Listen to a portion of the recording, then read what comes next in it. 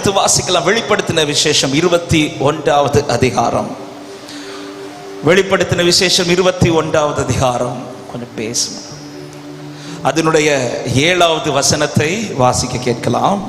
ஜெயம் கொள்ளுகிறவன் எல்லாவற்றையும் சுதந்தரித்துக் கொள்ளுவான். ஜெயம் கொள்ளுகிறவன் எல்லாவற்றையும் சுதந்தரித்துக் கொள்வான். நான் அவன் தேவனாயிருப்பேன். நான் அவன் தேவனாயிருப்பேன். அவன் என் குமாரனாயிருப்பான். அவன் என் குமாரனாயிருப்பான். கரங்களை உயர்த்தி இந்த வார்த்தைக்காய் ஆண்டவரை மகிமைப்படுத்துவோம். ஹல்லேலூயா. ஜெயம் கொள்ளுகிறவன் எவனோ அவன் எல்லாவற்றையும் சுதந்தரித்துக் கொள்ளுகிறான். சொல்லிவிட்டு ஆண்டவர் முடிக்காமல் கூடவே இன்னொரு வார்த்தையும் சொல்லுகிறார். நான் அவன் தேவனாயிருப்பேன், அவன் என் குமாரனாயிருப்பான். இந்த நாளிலே பேசும்படி ஆண்டவர் சமூகத்தில் ஜெபித்த போது ஆவியானவர் இந்த வார்த்தையை காண்பித்து கொடுத்து இடைபட துவங்கினார்.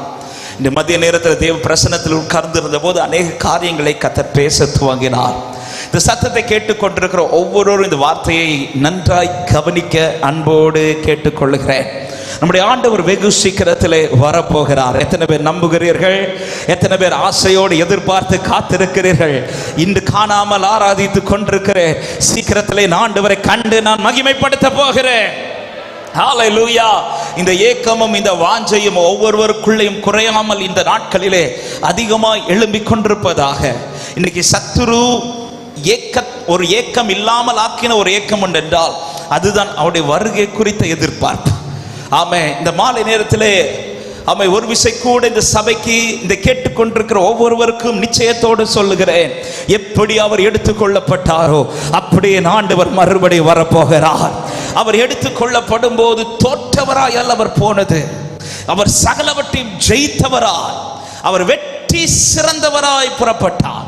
அதே போலதான் அவரால் தெரிந்து கொள்ளப்பட்டு அவருடைய பிள்ளைகளாய் மாற்றப்பட்டவர்களிடத்திலும் கர்த்தர் எதிர்பார்க்கிற காரியம், அவரிடத்தில் போய் சேருகிறவர்கள் எப்படிப்பட்டவர்களாய் இருக்க வேண்டும் என்று கர்த்தர் விரும்புகிறார் என்றால், தோற்று வந்தவர்களாய் அல்ல, அல்லது தோற்கிறவர்களாய் அல்ல, அவர்கள் ஜெயம் கொள்கிறவர்களாய் காணப்பட வேண்டும். இந்த ஜெயத்தின் ஆண்டியை துவங்கி ஜனவரி முதல் இந்த 11வது மாதத்தின் பாதையில் நிற்கிறோம். இன்னும் கொஞ்ச நாட்களில் இந்த ஆண்டு முடிய போகிறது. அவர் எத்தனை பேருடைய வாழ்க்கையிலே வாழ்க்கை ஜெயமாய் மாறிக்கொண்டிருக்கிறது என்று சொல்ல முடியும்? அநேக காரியங்களை கர்த்தர் நம்மை ஜெயிக்க வைத்துக் கொண்டிருக்கிறார், இல்லை என்று சொல்லவில்லை. ஆனாலும் இன்னும் அந்த ஜெயமுள்ள வாழ்க்கை நம்முடைய வாழ்க்கையில சுதந்திரித்திருக்கிறோமா என்று கேட்டால் அது ஒரு பெரிய ஒரு கேள்விக்குறியாய் தான் இருக்கிறது. ஆனால் இந்த மாலை நேரத்தில் இந்த சத்தத்தை கேட்கிற ஒவ்வொருவருக்கும் ஆண்டவர் சொல்லுகிற வாழ்க்கை, இந்த வார்த்தை இன்னைக்கு படிக்கும்போது என்கிட்ட ஆண்டவர் பேசுகிற வார்த்தை இப்படிதான், நீ ஏன் பிள்ளைனா நீ ஜெயிக்கிற பிள்ளையா தான் இருக்கணும். ஹல்லேலூயா. எத்தனை பேருக்கு சொல்ல முடியும், நான் யாரோ கிடையாது, நான் அப்பா பிள்ளைன்னு சொல்றவங்க மாத்திர சத்தமாய் ஹல்லேலூயா அவர்களுடைய பிள்ளைகளாகும்படி அதிகாரம் பெற்றிருக்கிறோம். இரத்தத்தில் கிடந்த நம்மை பார்த்து எப்படியோ நீ வாழ்ந்துக்கோ என்று சொல்லி அவர் நம்மை அழைக்காமல் அவர் நம்மை மறுபடியும் ஜெனிப்பித்திருக்கிறார் என்று வேதம் காண்பித்து தருகிறது. அவர் தமக்குள்ளே நம்மை பிறக்க பண்ணி இருக்கிறார், அவருடைய பிள்ளைகளாக்கி இருக்கிறார். நீ என்னுடையவன் என்று சொல்லி சொந்தமாக்கி இருக்கிறார். அப்படி சொந்தமாக்கப்பட்ட அவருடைய பிள்ளைகளாக்கப்பட்ட ஒவ்வொருவரையும் கர்த்தர் ஜெயமுள்ள வாழ்க்கை வாழ கர்த்தர் விரும்புகிறார். ஹல்லேலூயா. இந்த மாலை நேரத்தில் இந்த சத்தத்தை கேட்டுக்கொண்டிருக்கிற அன்பு உள்ளமே, இதுவரை ஒருவேளை உங்கள் வாழ்க்கை தோற்று போன வாழ்க்கையா இருக்கலாம், அதை குறித்து கலங்காதீர்கள். இன்றைக்கு இந்த வார்த்தைக்கு இடம் கொடுங்கள். இன்று வரை நீங்கள் தோற்ற உங்கள் வாழ்க்கை இன்று முதல் ஜெயமுள்ளதாய் மாறும். ஜெயம் கொள்ளுகிறவனே அவருடைய பிள்ளையாக இருக்கிறார். ஆமே, நான் தோற்று போவது என் ஆண்டவருடைய விருப்பம் கிடையாது. ஒவ்வொரு பெற்றோருக்கும் தன் பிள்ளை ஜெயமா இருக்கணுங்கிறது தான் விருப்பம். உண்மையாய் பெற்றோரை நேசிக்கிற பிள்ளைகளும் எதை தான் விரும்புவார்கள்னா, எங்க அப்பா அம்மா என் நிமித்தம் தலை குனிஞ்சிடக்கூடாது. ஆமே, நான் பாஸ்டர் பிள்ளையா பிறகு பாஸ்டர் பி ஜாய்சன் அவங்க மகன் தெரியும். நான் படித்த ஸ்கூல்லலாம் எல்லாருக்குமே என்ன தெரியும். ஏன் தெரியும்னா, ஒன்று நான் பாஸ்டர் பிள்ளைன்றதுனால, ரெண்டாவது எங்கள் அப்பா தான் பிடிஏ பிரசிடென்ட். ஸோ நான் படிக்கும்போது நான் ஒரு காரியத்தில் உறுதியாக இருந்தேன். என்ன காரியத்தில்னா, என் நிமித்தம் எங்கள் அப்பா இந்த ஸ்கூலில் என்ன பண்ணிடக்கூடாது, தலை குடிஞ்சிடக்கூடாது. அதுக்காகவே நல்ல பிள்ளை மாதிரி நடித்தேன்.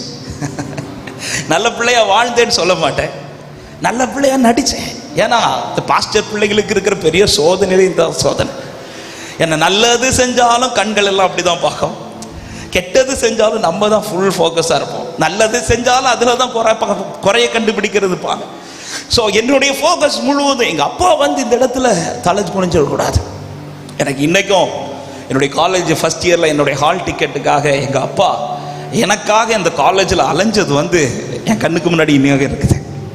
ஆமாம், அது என் தவறுதல்னால அல்ல, எனக்கு ஹால் டிக்கெட் வந்து சரியான இடத்துலேருந்து எனக்கு வரல. அதுக்காக எங்கள் அப்பா வந்து எனக்காக ட்ராவல் பண்ணுறாங்க, திருநெல்வேலிக்கு ட்ராவல் பண்ணுறாங்க. அங்கேருந்து அந்த ஹால் டிக்கெட்டை தேடி வாங்கி கண்டுபிடிச்சு கொண்டு வர இப்படி அலைய விட்டது எனக்கு அன்னைக்கு ரொம்ப ஃபீலிங்காக இருந்துச்சு. உண்மையாய் பெற்றோரை நேசிக்கிற ஒரு பிள்ளை என்னதான் யோசிப்பாங்க தெரியுமா? என் அப்பா அம்மா, என் பெற்றோர் என் நிமித்தம் தலை குனிச்சிடக்கூடாது. ஆமே, நான் அவர் பிள்ளையானா, என்னை அவர் பிள்ளையாக்கி இருக்கிறது உண்மையானா, அவர் விரும்புறது என்ன தெரியுமா? என் பிள்ளை தோற்றக்கூடாது. எத்தனை பேர் இந்த மாலை நேரத்தில் நான் அப்பா பிள்ளைன்னு சொல்றவங்க வலது கரத்தை உயர்த்தி, நான் இயேசுவின் பிள்ளை, பயமே இல்லை, என்னாலும் சந்தோஷமே. சொல்லுங்க பார்க்கலாம், நான் இயேசுவின் பிள்ளை, பயமே இல்லை, என்னாலும் தெரிந்து கொண்டார், தெரிந்து கொண்டார், மகனாக மகளாக தெரிந்து கொண்டார், சந்தோஷமாய் தெரிந்து கொண்டார். ஆமே, மகனாக. நாம் பிள்ளைகளாய் பிறந்தவர்கள் அல்ல, பிள்ளைகளானவர்கள். ஆமே, அந்நியர்களாய் இருந்தோம், பாவத்திற்குள் பிறந்தவர்களாக இருந்தோம். நம்மை பரிசுத்தரின் பிள்ளைகள் ஆக்கினார் அவர். நம்மை பிள்ளைகள் ஆக்கும்படியாகதான் நேசகுமாரனாய் பிதாவின் மடியில் இருந்த அந்த ஆண்டவராகிய இயேசு கிறிஸ்து நமக்காக இந்த பூமியில இறங்கி வந்தார். அவர் நமக்காக அடிக்கப்பட்டார். அவர் சிந்தின இரத்தத்தினாலே, அவருடைய நாமத்தினாலே அவருடைய பிள்ளைகளாகும்படி அதிகாரத்தை பெற்றிருக்கிறோம். இது என்னால் வந்தது அல்ல, இது தேவ கிருபைன்னு சொல்றவங்க கரங்களை உயர்த்தி சத்தமாய் ஆமென் சொல்லுங்க பார்க்கலாம். பிள்ளைகள் ஆக்கப்பட்டவர்களிடத்தில் தேவன் விரும்புகிறது நீ ஜெயம் கொள்ளுகிற வாழ்க்கை வாழணும். ஜெயம் கொள்ளுகிறவன் எவனோ அவன் எனக்கு குமாரனா இருப்பான். ஹல்லேலூயா. அப்ப என் வாழ்க்கை ஓட்ட முடிவதற்குள்ளாக, அது நித்தியத்தில் நான் போய் சேருவதற்கு முன்பாக என் வாழ்க்கையில் ஒரு காரியத்தில் நான் ரொம்ப கவனமா இருக்கணும். அதுதான் என் வாழ்க்கையில நான் தோற்று இருந்துற கூடவே தோற்கவே கூடாது. என் லைஃப் முடியும் போது ஜெயமுள்ள வாழ்க்கையா இருக்கணும். ஹல்லேலூயா. சில இடத்துல மனித வாழ்க்கையில தோல்விகள் வருவது அது சுலபம். ஆனா என் வாழ்க்கை தோற்றுட்டே இருக்கிறது என்றால், ஆமா, என் ட்ராக்ல ஏதோ மிஸ்டேக் இருக்குதுன்னு அர்த்தம். நான் தோற்று கொண்டே இருக்கிறேன் என்றால் நான் அவர் பிள்ளையாய் வாழ்வதில் ஏதோ தவறு இருக்கிறது என்று அர்த்தம். இன்னைக்கு அநேகருடைய வாழ்க்கையில ஒரு தோல்வி அல்ல, பல தோல்விகள். ஆவிக்குரிய வாழ்க்கை எடுத்து வைத்து பார்த்தாலும் சரி, பூமிக்குரிய வாழ்க்கையை எடுத்து வைத்து பார்த்தாலும் சரி, எந்த பக்கம் திரும்பினாலும், எந்த பக்கம் பார்த்தாலும் தோல்விக்கு மேல தோல்வி வந்து கொண்டிருக்கிறதை தவிர, ஜெயமுள்ள தேவனுடைய பிள்ளைகளாய் இருந்த பிறகும் இன்னைக்கு வாழ்க்கையில் ஒரு ஜெயம் எடுக்க முடியவில்லை. இங்கே யார் ஜெயமுள்ளவர்களாய் வாழ்கிறார்களோ அவர்களுக்கு தான் அங்கே ஜெயமுள்ளவர்களாய் போய் நிற்க முடியும். ஹல்லேலூயா. இங்க ஒரு ஜெயமுள்ள ஓட்டம். நம்முடைய ஓட்டத்தின் முடிவிலே நமக்கு ஒரு நிச்சயம் இருக்க வேண்டும். பவுலை போல நல்ல போராட்டத்தை போராடினேன், ஓட்டத்தை முடித்தேன், விசுவாசத்தை காத்துக்கொண்டேன். இது நிமித்தம் நீதியின் கிரீடம் எனக்காக வைக்கப்பட்டிருக்கு. என்னொரு கான்ஃபிடன்ட் பாருங்க. பவுலுடைய ஓட்டத்தின் முடிவுடைய என்னொரு நிச்சயம்.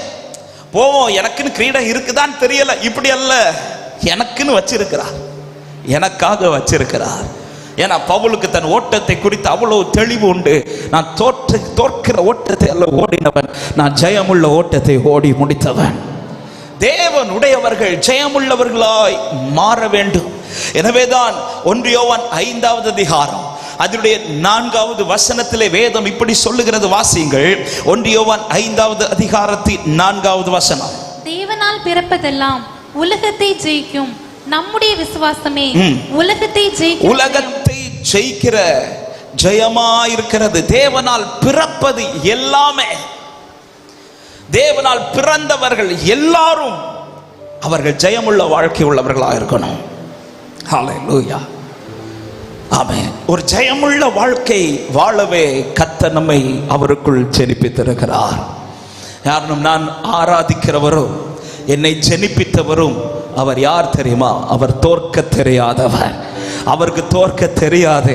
அவர் இதுவரை எல்லாவற்றிலும் ஜெயமுள்ளவராய் தான் இருக்கிறார். இனியும் அவர் ஜெயிக்கிறவராக தான் இருக்கிறார். சத்தமாய் ஆமென் சொல்லுங்க பார்க்கலாம். நேரம் அதிகம் போகிறது, நான் வார்த்தைக்குள் போக விரும்புகிறேன். அப்ப ஜெயமுள்ள வாழ்க்கை வாழ வேண்டுமானால் இன்னைக்கு பிள்ளைகளா இருக்கிறோம், ஆனால் பிள்ளைகளா இருந்த பிறகும் ஜெயிக்கிறோமா என்று கேட்டால் இன்னைக்கு அதுதான் அநேகருடைய வாழ்க்கையில் ஒரு பெரிய கேள்வியா இருக்குது.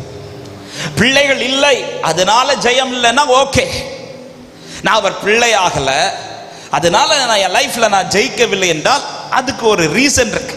ஆனா பிள்ளையாக்கின பிறகும், நான் அவருடைய பிள்ளை என்று அறியப்பட்ட பிறகும் நான் இன்று தோற்று கொண்டிருக்கிற வாழ்க்கை வாழ்ந்து கொண்டிருக்கிறேன் என்றால் என் வாழ்க்கையில் நான் எங்கேயோ சரி செய்ய வேண்டியவைகள் இருக்கிறது. இந்த வார்த்தையை கேட்டுக்கொண்டிருக்கிற அன்பு உள்ளங்களே, இன்னைக்கு தோல்வியை தான் சந்தித்துக் கொண்டிருப்பீர்கள் என்றால் இன்னைக்கு ஆண்டவர் பேசுகிற இந்த வார்த்தைக்கு உங்கள் செவியை சாய்க்கிறது மாத்திரமல்ல, இந்த வார்த்தைக்கு உங்கள் வாழ்க்கை ஒப்பு கொடுங்கள், இடம் கொடுங்கள். எந்த பகுதியில் நீங்கள் விழுந்து கிடக்கிறீர்களோ, எந்த பகுதியை சீர்படுத்த வேண்டுமோ அந்த பகுதியை இந்த இரவிலே சீர்படுத்துங்கள். ஆமென். இயேசுவின் நாமத்தில் பலிபீடத்திலிருந்து தைரியமாய் சொல்லுகிறேன், இன்று இரவு முதல் ஒரு ஜெயமுள்ள வாழ்க்கை உங்கள் லைஃப்ல கர்த்தர் கட்டளையிடுவாராக. ஹல்லேலூயா. நீங்கள் தோற்றது போதும், உங்கள் வாழ்க்கையில் தோல்வியை கண்டது போதும். இதோ நாட்கள் சமீபமாகி கொண்டிருக்கிறது. ராஜாதி ராஜா வரப்போகிறார். நம்முடைய வாழ்க்கை ஜெயமுள்ளதாய் மாறுவதாக. ஜெயிக்கிறவர்களாய் கர்த்தர் நம்மை தெரிந்தெடுத்திருக்கிறார். பிள்ளைகள் ஆகியும் இன்னும் ஜெயிக்க முடியவில்லை. பிள்ளைகள் ஆகியும் சில இடத்துல நம்மளால இன்னும் நிற்க முடியவில்லை. தேவனால் பிறந்தவர்கள் எல்லாருமே உலகத்தை ஜெயிப்பார்கள். அவங்களுக்கு இப்படிப்பட்ட சூழ்நிலை இருக்க வேண்டும் என்ற அவசியம் இல்லை. அவங்களுக்கு இப்படிப்பட்ட காரியங்கள் தான் இருக்கணும்னு அவசியம் இல்லை. நிறைய பேர் இன்னைக்கு ஏன் ஜெயிக்க முடியலன்னு ரீசன் கேட்டா சொல்லுவோம், எனக்கு அதற்கேற்ற சூழ்நிலை இல்லைன்னு சொல்லுவோம். நாமளே பல ரீசன்ஸ் வைப்போம். ஆமாம், எனக்கு அதற்கேற்ற சூழ்நிலை இல்லை, என் கூட இருக்கிறவங்க அதற்கேற்றார் போல இல்லை. இல்லை இல்லை இல்லை, தேவனால் பிறந்த தேவ பிள்ளைகள் எந்த சூழ்நிலையில் வாழ்ந்தாலும், எந்த சூழ்நிலையில் நடந்தாலும் அவர்களுக்கு முன்பாக ஒன்றுதான் எழுதப்பட்டிருக்கிறது, ஜெயமுள்ள வாழ்க்கை. ஹல்லேலூயா. இன்னும் சொல்ல போனா கிறிஸ்டியன் லைஃப் என்பது, தேவனால் நடத்தப்படுகிற வாழ்க்கை என்பது அனுகூலமான பாதையாய் அநேக நேரத்தில் இருக்காது, பல நேரத்திலும் பிரதிகூலமான பாதை தான் இருக்கும். எகிப்திலிருந்து வெளியில வந்தது இஸ்ரவேலர்கள் என்ன நினைச்சிருப்பாங்கன்னா, இனி நமக்கு பிரச்சனையே இல்லைன்னு. இல்ல, அடிமைத்தனம் முடிஞ்சு இரத்தத்தால் மீட்கப்பட்டு விட்டு இனி எனக்கு பிரச்சனையே இல்லைன்னு. ஆனா வெளியில வந்த பிறகுதான் தெரியுது அதை விட நிறைய பிரச்சனை. சமுத்திரங்கிற பிரச்சனை, மாறாங்கிற பிரச்சனை, இல்ல தான் சாப்பாடு இல்லாத பிரச்சனை, தண்ணீர் இல்லாத பிரச்சனை. அது மட்டுமா, இதுவரை யுத்தம் பண்ணி பழக்கம் இல்லாதவங்க இப்ப யுத்தம் பார்க்கறாங்க. அமலேக்கியரோட யுத்தம், எரிகோ பிரச்சனை, யோர்தான் பிரச்சனை. சரி, ஒரு பிரச்சனை முடிஞ்சு கால் எடுத்து அடுத்த சமாதானத்துக்குள்ள போலான்னு பார்த்தா அடுத்த பிரச்சனை வருது. ஆமென். வந்த எல்லாரிடத்துல கர்த்தர் இந்த வார்த்தையை சொல்லல, ஆனா தம்மோடு கூட நடக்கிற சீஷர்களை பார்த்து ஒரு வார்த்தை சொல்ல, உலகத்தில் உங்களுக்கு. ஆமென். அப்ப கிறிஸ்டியன் லைஃப் என்பது அனுகூலமான பாதையில் நடக்கிற வாழ்க்கை அல்ல. நிறைய பேர் இன்னைக்கு தப்பு கணக்கு போட்டோம். என்ன தப்பு கணக்கு? இயேசு வந்துட்டா என் வாழ்க்கையில பிரச்சனையே வராது. இல்ல, இயேசு வந்தா பிரச்சனையே வராதுல்ல. இயேசு வந்தாலும் சில நேரத்தில் பிரச்சனைகள் வரும். ஆனா இயேசு வர்றதுக்கு முன்னாடி, இயேசு வந்த பிறகு வித்தியாசம் என்ன தெரியுமா? இயேசு வருவதற்கு முன்னாடி வருகிற பிரச்சனை என்னால் எப்படி மேற்கொள்ளணும்ங்கிற எனக்கு பலன் தெரியாது. ஆனா இயேசு இருப்பாரானால் என்னால் முடியாவிட்டாலும் என் கர்த்தர் எனக்காய் காரியத்தை வாய்க்க பண்ணுவார். ஹல்லேலூயா. கானா ஒரு வீட்டுல இயேசு வந்த பிறகு திராட்சை ரசம் குறைஞ்சிச்சா, இயேசு வர்றதுக்கு முன்னாடி குறைஞ்சிச்சா? ஹலோ, இயேசு வந்த பிறகு, இயேசு வந்த பிறகுதான் வீட்டுல இருந்து நியூஸ் வருது, திராட்சை ரசம் இல்ல. அப்ப இயேசு வந்தா என்னவும் வரும், குறைவும் வரும். இது என்ன புதிய சத்தியமா இருக்குதுன்னு பாக்குறீங்க சிலர். அவன் நிறைய பேர் நினைக்கிறது, இயேசு வந்தா என் லைஃப்ல குறையே வராது. கானா ஒரு வீட்டுல இயேசு வர்றதுக்கு முன்னாடி குறை வரல, இயேசு வந்த பிறகுதான் குறை வருது. அப்ப இயேசு வந்தா குறை வருமா? சில நேரத்தில் அப்படிப்பட்ட சூழ்நிலை கர்த்தர் அனுமதிப்பார். ஆனா இயேசு இருக்கும்போது என்ன உண்டாகும் என்றால், அவர் குறையை பார்த்து விலகி போகிறவர் அல்ல, அந்த குறைவை கர்த்தர் நிறைவாய் மாற்றுகிறவர். ஹல்லேலூயா. அந்த இடத்துல வேற யாரு இருந்தாலும் சாப்பாடு குறைஞ்சிட்டுன்னு தெரிஞ்சிட்டாலே நம்ம ஊர்ல செய்யற ஒரு பழக்கம் என்ன தெரியுமா? கொண்டு போன மொய்க்கவரை கூட கொடுக்காம, இல்ல சாப்பாடு குறைஞ்சிட்டுன்னு தெரிஞ்சிச்சுன்னா பொண்ணு மாப்பிள்ளை விஷ் பண்ணாம கூட வெளியில போற கூட்டம் உண்டு. ஏசு அப்படி போக மாட்டார். ஏசு இருந்து அந்த குறைவை நிறைவாக்கி, ஆமே, அந்த இடத்துல ஒரு குறைவோடு அந்த காரியத்தை முடிக்க விடாம என் வாழ்க்கையை கர்த்தர் நிறைவாக்கி தான் முடிக்க வைப்பார். ஹல்லேலூயா. எனவே தான் வேதம் சொல்லுங்க, நிறைவானது வரும்போது குறைவானது எல்லாம் ஒழிந்து போகும். சத்தமா ஆமென் சொல்லுங்க பார்க்கலாம். ஆமே. பிள்ளைகள் ஆகியும் இன்னைக்கு அநேகர் லைஃப்ல ஜெயம் இல்லை. ஏன் இன்றைக்கு அநேகர் வாழ்க்கையில பிள்ளைகள் ஆன பிறகும் ஜெயம் இல்லை என்றால், அநேக காரியங்கள் வேதத்தில் இருந்தாலும் இன்றைக்கு பேசும்படி ஆவியானவர் ஒரு 3 காரியங்களை அதிகமாய் கர்த்தர் பாரப்படுத்தினார். எல்லாரும் இந்த வார்த்தையை நன்றாய் கவனித்து தெரிந்த பகுதியிலிருந்து தான் எடுத்து பேச போகிறேன். ஆனால் கர்த்தருடைய ஆவியானவர் நம்மோடு கூட பேசுவாராக. 1 சாமுவேல் 17வது அதிகாரத்தில் ஒரு சம்பவம் கொடுக்கப்பட்டிருக்கிறது. நமக்கு தெரியும், ஒரு சண்டே ஸ்கூல் பாடம், யார்கிட்ட கேட்டாலும் இந்த காரியத்தை சொல்லுவீர்கள். ஆமென். இஸ்ரவேல் சேனைக்கு விரோதமாக இப்பொழுது பெலிஸ்தியர்கள் யுத்தம் பண்ணுவதற்காக பாளையம் இறங்குகிறார்கள். 1வது வசனத்தில் சொல்லப்படுகிறது, அவர்கள் எபேஸ் தம்மிலே பாளையம் இறங்கினார்கள் என்று சொல்லப்பட்டிருக்கிறது. பாளையம் இறங்கின பெலிஸ்தியர்கள் இப்பொழுது அடுத்த ஒரு ஸ்டெப் எடுத்து வைக்கிறாங்க. அது என்ன ஸ்டெப்னா, அவர்கள் எல்லாரும் போராடாமல் ஒருவனை அவர்களுக்கு முன்பாய் தெரிந்தெடுத்து நிறுத்துகிறார்கள். அவன் தான் கோலியாத். இந்த கோலியாத் வருகிறது வரையிலும் இஸ்ரவேல் சேனையும் போய் யுத்தம் பண்ணதான் போய் நிற்கிறார்கள். ஏன் இவர்கள் யுத்தம் பண்ண போய் நிற்கிறார்கள் என்றால், இது இவருடைய முதல் யுத்தம் கிடையாது. பல யுத்தத்தை செய்தவர்கள், இதுவரை செய்த எல்லா யுத்தத்திலும் ஜெயித்தவர்கள். இவர்கள் யாரோ கிடையாது, இவர்கள் கர்த்தரால் மீட்கப்பட்ட ஜனங்கள் தான். கர்த்தருடைய சொந்த ஜனங்கள் என்று அறியப்பட்டவர்கள் தான். இன்னும் நம்ம இன்னைக்குள்ள செய்தியோடு எடுத்து பேசணும்னா, அவருடைய பிள்ளைகளாய் நிற்கிறவர்கள் தான். அதுல ஒருவன் தான் நிற்கிறான், சவுல். அவனுக்கு கீழே தான் எல்லா சேனையும் நின்று கொண்டிருக்கிறது. இப்பொழுது இந்த கோலியாத் வந்து நின்றதும், ஆமென், அதுவரை யுத்தத்தை சாதாரணமாய் பார்த்து ஜெயித்தவர்களுக்கு இப்பொழுது அந்த யுத்தத்தில் நிற்க முடியவில்லை. 2 வார்த்தைகள் சொல்லப்பட்டிருக்கிறது. ஒன்று, அவர்கள் பயந்தார்கள் என்று சொல்லப்பட்டிருக்கிறது. 1 சாமுவேல் 17வது அதிகாரம் அதனுடைய 11வது வசனத்தில் சொல்லப்பட்டிருக்கிறது, அவர்கள் கண்டு பயப்பட்டார்கள் என்று. பயந்ததோடு மாத்திரமல்ல, 24வது வசனத்தில் சொல்லப்படுகிறது, அவர்கள் மிகவும் பயப்பட்டு அவன் முகத்துக்கு விலகி ஓடி போனார்கள் என்று. ஹல்லேலூயா. தேவனால் பிறந்தவர்கள் எல்லாருமே ஜெயிக்கிறவர்களா இருக்கும்போது, இங்கே ஒருவனுடைய பிரச்சனையை சந்தித்ததும் அதுவரை ஜெயம் எடுத்த வாழ்க்கை வாழ்ந்தவர்கள் தான். ஆனால் இப்பொழுது ஒரு பயம் அவர்களை சூழுகிறது. 2வது, நிற்க முடியாமல் விலகி போகிறார்கள். இன்னைக்கு அநேகருடைய வாழ்க்கை இப்படிப்பட்ட சூழ்நிலைக்குள்ளதான் இருக்குது. ஒரு பக்கம் பயம், இன்னொரு பக்கம் சில சூழ்நிலையில நிற்க முடியல. அது பாவ வாழ்க்கையானாலும் சரி, ஒரு பக்கம் பயம், இன்னொரு பக்கம் நிற்க முடியல. ஆம், இந்த பாவத்தை மேற்கொண்டு நிற்க முடியல, இந்த பாவத்தை ஜெயித்து நிற்க முடியல. இன்னொரு பக்கம் சாபத்தை எடுத்து பார்த்தாலும் அது ஒரு பக்கத்தில் பயத்தை உண்டாக்கி இப்பொழுது அதுக்கு விலகி அதுக்கு பயந்து ஓடிக்கொண்டிருக்கிறோம். அதை எதிர்த்து நிற்க முடியவில்லை. அநேக கட்டுகள், கோலியாத்தை போன்ற சில போராட்டங்கள் வாழ்க்கையில தனித்து போராடும் போது, ஆமா, இன்னைக்கு அதை கண்டு பயந்து நிற்க முடியும். இதே நபர்கள், இதே சேனை இதற்கு முன்பாக எத்தனையோ யுத்தங்களை செய்திருக்கிறது. இந்த சேனையின் தலைவனாக இருக்கிற, ராஜாவாக இருக்கிற சவுல் இதற்கு முன்பாக எத்தனையோ யுத்தத்தை ஜெயித்திருக்கிறார். இவ்வளவு யுத்தத்தை ஜெயித்த பிறகும் இன்னைக்கு இந்த சவுலுக்கும் நிற்க முடியல, இந்த இஸ்ரவேல் சேனைக்கும் நிற்க முடியல. கேட்டா என்ன சொல்லுவோம்? நாங்க அவருடைய பிள்ளைகள். அவருடைய பிள்ளைகள் ஆன பிறகு ஏன் இவர்களால் இந்த கூட்டத்தில் நிற்க முடியவில்லை? அவங்க இருக்கிற ஷேப், அவங்க இருக்கிற போட்டிருக்கிற வஸ்திரம், அவங்க நிற்கிற நிலையெல்லாம் பார்த்தா இப்ப ஜெயிக்க போறது போலதான் தெரியுது. ஆராதிக்கிறத பார்த்தா ஜெயிக்க போறது போலதான் தெரியுது. சர்ச்சுக்கு மீட்டிங்ஸ் போறதெல்லாம் பார்த்தா ஜெயிக்க போறது போலதான் இருக்குது. ஆனா பல காரியத்தில் இன்னைக்கு நிற்க முடியவில்லை. ஒரு காரியத்தை ஒரு தேவ பிள்ளைக்கு இந்த மாலை நேரத்தில் தைரியத்தோடு சொல்லுகிறேன். தேவனால் நடத்தப்படுகிற ஒரு தேவ பிள்ளையினுடைய வாழ்க்கை, அவர்கள் முன்னேறுவார்களை தவிர அவர்கள் பின்வாங்கி போக மாட்டார்கள். சத்தமாய் ஆமென் சொல்லுங்க பார்க்கலாம். எந்த காரியத்தை கண்டு அவர்கள் விலகி போகிறவர்கள் அல்ல, எந்த காரியத்தை கண்டு அவர்கள் பின்வாங்குகிறவர்கள் அல்ல, அவர்கள் நாளுக்கு நாள் முன்னேறுகிற வாழ்க்கை வாழுகிறவர்கள். சத்தமாய் ஆமென் சொல்லுங்க பார்க்கலாம். இன்னைக்கு என் லைஃப்ல அடுத்த ஸ்டெப்புக்கு என்னால போக முடியல, ஆவிக்குரிய வாழ்க்கையில என்னால் அடுத்த ஸ்டெப் போக முடியல. ஆமென். பல காரியத்தை கண்டு இன்னைக்கு ஒரே அந்த இடத்துல நிற்கிறது மட்டுமல்ல, இன்னைக்கு பல காரியங்களை கண்டு விலகி போகிற அனுபவங்கள். ஹalleluya. ஆமென்.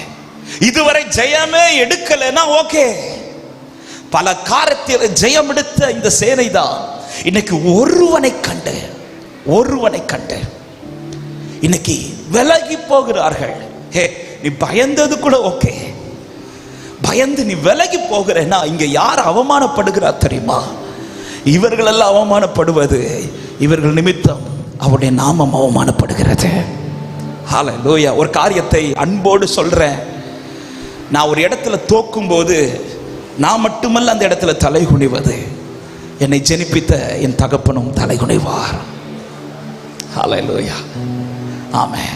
நான் மட்டுமல்ல வெட்கப்பட்டு நிற்பது, நம்மை ஜெனிப்பித்தவர் வெட்கப்பட்டு நிற்பார். எனவேதான் ஒரு தேவ பிள்ளை ஒரு காரியத்தில் உறுதியா இருக்கணும். எந்த இடத்தில் நான் தோற்கிறவனா அல்ல, நான் ஜெயமுள்ள வாழ்க்கை வாழணும் ஆண்டவரே.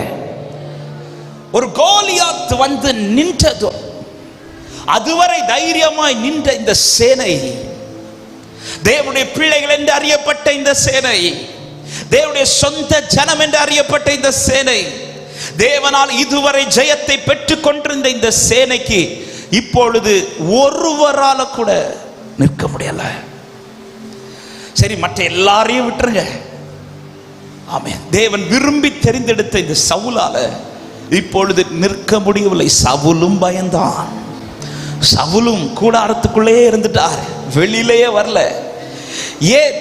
பிள்ளைகளான பிறகும் இந்த கோலியாத்துக்கு முன்பாக இவர்களால் நிற்க முடியவில்லை. இந்த வார்த்தை நன்றாய் கவனிங்கள். இப்பொழுது இந்த சம்பவம் 40 நாட்களாய் நடந்து கொண்டிருக்கிறது. 40 நாட்களாய் கோலியாத் காலையிலும் மாலையிலும் இதே போல வந்து நிற்பான். நிற்கும் போது இந்த சேனையில் ஒருவனாலும் கூட அந்த கோலியாத்தை மேற்கொள்ள முடியவில்லை. ஆனால் 40வது நாள் தாண்டி ஒரு சிறியவர் ஒருவர் வருகிறான். அவன் பெயர் தான் தாவீது. அவன் வந்து நின்று அந்த நாளில் தானே, தாவீது வந்த அதே நாளில் தானே எதுவரை போராடி கொண்டிருந்த அந்த கோலியாத் அந்த நாளிலே அவனுக்கு முன்பாய் முறியடிக்கப்படுகிறான். ஹalleluya. அப்படியான ஒரு சத்தியத்தை சொல்ல விரும்புகிறேன். ஜெயம் என்பது அவன் பக்கத்தில் அல்ல, ஜெயம் என்பது நம் பக்கத்தில் தான் இருக்கிறது. சத்தமாய் ஆமென் சொல்லுங்க பார்க்கலாம். ஹalleluya. அது எப்படி பாஸ்டர் சொல்றீங்க? உண்மையிலே ஜெயம் என் பக்கத்துல தான் இருக்குதுன்னு எதை வச்சு சொல்றீங்க? உண்மையிலேயே கோலியாத் தான் ஜெயிக்கிறவனா இருந்திருப்பான். ஆனால் இந்த 40 நாள் வந்து நின்னானே, இந்த 40 நாள் ஒரு நாள் கூட வந்தவனுக்கு அவர்களை தொட முடியல. அந்த கூட்டத்தில் ஒருவனை கூட அழிக்க முடியல. ஆமென். இப்படி அழியாம இன்னைக்கு கர்த்தர் வச்சிருக்கிறானா? இந்த போராட்டத்தில் இன்னும் நான் அழியாம நிக்கிறேனா? ஜெயம் அங்க இல்ல, ஜெயம் எனக்கு தான் சொல்றவங்க மாத்திரம் சத்தமாய் ஆமென் சொல்லுங்க பார்க்கலாம். ஹalleluya. 40 நாள் வந்து நிற்கிறவனுக்கு எது வரதான் வர முடியும் தெரியுமா? அந்த ஜனத்தை பார்க்கிறது வரை வர முடியும். அதுக்கு மேல ஒரு ஸ்டெப் கூட என் ஆண்டவர் அலோ பண்ணல. ஹalleluya. அன்பு சபையே, அன்பு சகோதர சகோதரி, இந்த சத்தத்தை தூரத்திலிருந்து சமீபத்திலிருந்து கேட்டுக்கொண்டிருக்கிற ஒவ்வொருவருக்கும் சொல்லுகிறேன். இன்று சந்திக்கிற சில சூழ்நிலை, என்னால ஜெயிக்க முடியுமா என்கிற கேள்வியோடு யாராவது இருக்கிறீர்களா? எஸ், உங்களால் ஜெயிக்க முடியும். எதை வச்சு சொல்ற? இன்னைக்கு நான் அழியாமல் காக்கப்பட்டு கொண்டிருக்கிறேன். இன்னைக்கு நான் அழியாமல் இதன் நடுவில் நின்று கொண்டிருக்கிறேன். இன்னைக்கு இதுல நிக்க வச்சிட்டு இருக்கிறார்னா ஜெயம் அந்த பக்கத்தில் இல்ல, ஜெயம் என் பக்கத்துல தான் இருக்குது. ஹalleluya. இஸ்ரவேல் சேனையே, இன்னைக்கும் லைஃப்ல ஜெயம் இருக்குதுங்கிறது எதை வச்சு சொல்லுகிறேன் என்றால், இந்த 40 நாள் வந்த கோலியாத்தால ஒரு நாள் கூட உங்க மேல கை வைக்க முடியல. ஹalleluya. யோபு சொல்லுகிறார், என் மீட்பர் உயிரோடு இருக்கிறார், எனக்கு குறித்திருக்கிறது என் ஆண்டவர் நிறைவேற்ற வல்லவர். யோபுவே, என்ன தைரியத்தில் யோபுவை பேசுகிற? உனக்கு தான் எல்லாமே அந்த சத்துரு அழிச்சிட்டானே, உன்னுடையது எல்லாவற்றிலும் அவன் கை வச்சுட்டானே. அப்படி இருக்கும்போது என்ன தைரியத்தில் இனி ஒரு வாழ்க்கை உனக்கு உண்டாகும்? எனக்கு குறித்திருக்கிறதை என் மீட்பர் நிறைவேற்றுவார் என்பதை எதை வைத்து சொல்லுகிறாய் என்று கேட்டா யோபு சொல்லுவா, சத்துருக்கு எல்லாத்தையும் கை வைக்க முடிஞ்சிச்சு, ஆனா என் ஆத்துமாவில் கை வைக்க முடியல, என் ஜீவன்ல கை வைக்க முடியல. இன்னைக்கு நான் சாகாமல் பிழைத்திருக்கிறேன் என்றா இந்த காரியத்தில் எனக்கு ஒரு ஜெயம் உண்டு என்று நம்புறவங்க நல்ல கரங்களை தட்டி ஆமென் என்று சொல்லி ஹalleluya. ஜெயம் கொடுக்கும் தேவனுக்கு கோடி கோடி ஸ்தோத்திரம், வாழ்வழிக்கும் இயேசு ராஜாவுக்கு வாழ்நாளெல்லாம் நல்ல கையை தட்டி சந்தோஷமா ஜெயம் கொடுக்கும் தேவன். இந்த காரியத்தில் எனக்கு ஒரு ஜெயம் உண்டு, இந்த காரியத்தில் எனக்கு ஒரு ஜெயம் உண்டு. வாழ்வழிக்கும் இயேசு ராஜாவுக்கு வாழ்நாளெல்லாம் ஸ்தோத்திரம். ஹல்லேலூயா ஹல்லேலூயா ஹல்லேலூயா. பாடுவேன் ஆனந்த தோனியால் உயர்த்துவேன். ஹல்லேலூயா ஹல்லேலூயா. Glory Father. ரிமன சந்தல ரபோதரியாதரா. ஜெயம் கொடுக்கும் தேவனுக்கு வாழ்வழிக்கும் வாழ்வழிக்கும் இயேசு ராஜாவுக்கு. ஆமென். வந்து நின்ற கோலியாத்துக்கு நிற்க முடிந்ததை தவிர தொட முடியல. ஹல்லேலூயா. சில சூழ்நிலை கண்டும் இன்னைக்கு நான் உயிரோடு இருக்கிறேன் என்றால் இந்த மாலை நேரத்தில் தைரியமாய் சொல்ல, இந்த சூழ்நிலையில கர்த்தர் என்னை ஜெயமாய் நிறுத்துவார். சத்தமாய் ஆமென் சொல்லுங்க பார்க்கலாம். ஆமென். ஆனா வந்து நிற்கிறான், நான் காக்கப்படுகிறேன், ஆனா ஜெயம் இல்லை. நான் ஜெயிக்கிறது வரையிலும் சில போராட்டங்கள் என்னில் தொடர்ந்து கொண்டுதான் இருக்கும். அதான் அவன் வரல, 40 நாள் வந்து நின்றானே. கோலியாத் என்ன செய்திருக்கலாம்? அதான் ஒருத்தன் கூட வந்து நிக்கல. இங்க நிக்கிறதுனால நமக்கு பிரயோஜனம் இல்லை, நாமளே ஜெயிச்சிட்டோம் டிக்ளேர் பண்ணிட்டு போயிருந்திருக்கலாமே. ஆண்டவர் திரும்ப திரும்ப அவனை வந்து நிக்க அலோ பண்றார். ஏன் இந்த வார்த்தையை சொல்லுகிறேன் என்றால், ஒரு தேவ பிள்ளையை கர்த்தர் ஒன்றை சந்திக்க வைக்கிறார் என்றால், ஒரு தேவ பிள்ளை வாழ்க்கையில் ஒரு பிரச்சனை வருதுன்னா அதை ஜெயிக்காமல் அந்த பிரச்சனை ஓயாது. ஹல்லேலூயா. நான் அதை ஜெயிக்கணும், நான் அதை ஜெயிக்கணும். திரும்ப திரும்ப வந்து என்னை சந்திக்க வைக்கிறார் என்றால் இதை ஜெயிக்காம என்னால அடுத்த ஸ்டெப் வைக்க முடியாது. பாருங்க, எகிப்திலிருந்து இஸ்ரவேல் ஜனங்களை வெளியில கொண்டு வரார், சமுத்திரத்தை கடக்க பண்ணிட்டார். இப்ப தண்ணீர் இல்லாம அலைஞ்சிட்டு வரும்போது ஆண்டவர் இப்பொழுது மாரா கிட்ட கொண்டு வருகிறார். எடுத்து வாசிக்க வேண்டாம், தெரிந்த சம்பவங்கள் தான். ஆமாம், நேரம் இல்லாததுனால நான் சொல்லி மட்டும் விடுகிறேன். இந்த மாரா கிட்ட வந்ததும் ஜனங்கள் எல்லாம் ஆசையா போய் தண்ணி குடிக்கிறான். குடிச்சது அந்த தண்ணி எப்படி இருந்துச்சா? கசப்பா இருந்துச்சு. இந்த மாராவை சந்தித்த அடுத்த கொஞ்ச நேரத்திலே ஆண்டவர் எங்க கொண்டு போறாரு? ஏலிம்குள்ள கொண்டு போறார்.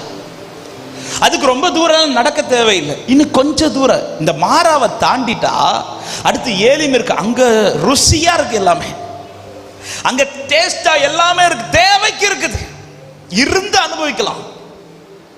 ஆமே. ஆண்டவருக்கு அடுத்து ஒரு ஏலிம் இருக்கிறது முன்னமே தெரியுமா தெரியாதா?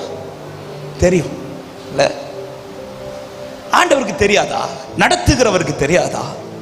எப்பா இந்த மாறாவை நீ டேஸ்ட் பண்ற, இதை விட்டுரு, நீ கொஞ்சம் தூரம் கூட நடந்துட்டேனா உனக்கு ஒரு ஏலிம் இருக்கு சொல்லியிருக்கலாம்ல ஆண்டவருக்கு. ஏன் இந்த மாறாவை டேஸ்ட் பண்ண வச்சு அதுல ஒரு கிரியை செஞ்சுட்டு தான் ஆண்டவர் ஏலிமுக்குள்ள கொண்டு போறார். இந்த ஏலிமை பார்த்த உடனே ஜனங்கள், நாளா இருந்திருந்தேன்னா என்ன கேட்டிருப்பேன் தெரியுமா? ஆண்டவரே இதுக்கு எதுக்கு ஆண்டவர் அந்த மாறாவை டேஸ்ட் பண்ண வச்சிங்க? டைரக்டா எங்களுக்கு அப்பவே சொல்லி இருக்கலாமே. ஏன் இந்த மாறா கிட்ட கசப்பை குறிச்சு ஜனங்கள் முறுமுறுக்கும் போதே ஆண்டவர் மோசே மூலமா சொல்லி இருக்கலாமே, எப்பா இதை விட்டுரு, ஏலிமுக்கு வா, நான் உனக்கு ஏலிம் வச்சிருக்கிறேன். ஆண்டவர் அதுக்கு அலோ பண்ணல. மாறாவை அதை செய்ய வேண்டியதை செஞ்ச பிறகுதான் ஏலிமை கர்த்தர் காண்பிக்கிறார், அதை டேஸ்ட் பண்ண வைக்கிறார். ஆமா, ஏன் ஆண்டவர் இந்த மாறாவை சந்திச்சுதான் இதை சந்திக்கணுமா? ஹல்லேலூயா. என் தேவ பிள்ளை, இந்த வார்த்தை நன்றாக கவனிங்கள். ஆண்டவர் எதையும் சும்மா என்னை சந்திக்க வைக்க மாட்டார். ஒன்றை இன்றைக்கு என்னை சந்திக்க வைக்கிறார் என்றால் அந்த காரியத்தில் ஜெயிக்க வச்சுட்டு தான் என் அடுத்த காரியத்தில் கொண்டு போவார்னு நம்புறவங்க சத்தமாய் ஆமென் சொல்லுங்க பார்க்கலாம். ஹalleluya. அது மாத்திரமல்ல, இன்னொரு வார்த்தையை தைரியமாய் சொல்லுகிறேன். ஓ இஸ்ரவேல் ஜனமே, நீ உன்னை சந்திச்சிட்டனா, நீங்க உன்னை சந்திச்சிட்டீங்கன்னா அது தோற்கிற காரியம் அல்ல, அது ஜெயிக்கிற காரியமாய் தான் மாறும். ஹalleluya. இந்த மாறா தண்ணீரை இஸ்ரவேல் ஜனங்கள் மட்டுமா டேஸ்ட் பண்ணியிருப்பாங்க? எத்தனை பேர் டேஸ்ட் பண்ணியிருப்பாங்க தெரியுமா? இதுக்கு முன்னாடி டேஸ்ட் பண்ண எல்லாருக்குமே அந்த தண்ணி கடைசி வரை கசப்பா தான் இருந்துச்சு. ஆனா எப்போ தேவ பிள்ளை அதை டேஸ்ட் பண்ணிச்சோ, எப்போ இஸ்ரவேல் ஜனம் அதை டேஸ்ட் பண்ணிச்சோ, அதன் பிறகு டேஸ்ட் பண்றவங்களுக்கு அது கசப்பா இல்ல, அது மதுரமாய் தான் மாறுகிறது. இந்த வார்த்தை சில உள்ளங்களுக்கு தீர்க்க தரிசனமாய் சொல்லுகிறேன். இன்னைக்கு உங்களை டேஸ்ட் பண்ண வைக்கிற சில மாறாக்கள் நாளைக்கு உன் தலைமுறைக்கு மதுரமாய் மாறும் என்று நிச்சயம் உள்ளவர்கள் கரங்களை தட்டி ஆமென் என்று சொல்லி ஹalleluya. என்ன டேஸ்ட் பண்ண வைக்கிறாரா? என்ன டேஸ்ட் பண்ண வைக்கிறாரா? இதை இன்னைக்கு சந்திக்க வைக்கிறார்னா இதுல நான் ஜெயிக்காம என் அடுத்த நிலைக்கு கொண்டு போக மாட்டார். காரணம், நான் ஜெயிக்க பிறந்த பிள்ளை. ஹalleluya. என்னை பெற்றெடுத்த என் தகப்பன் ஜெயித்தவர். இன்னைக்கு நான் சிலதை தோத்துட்டேன்னா அது யாரு சந்திக்கணும் தெரியுமா? அடுத்து என் தலைமுறை சந்திக்கணும்.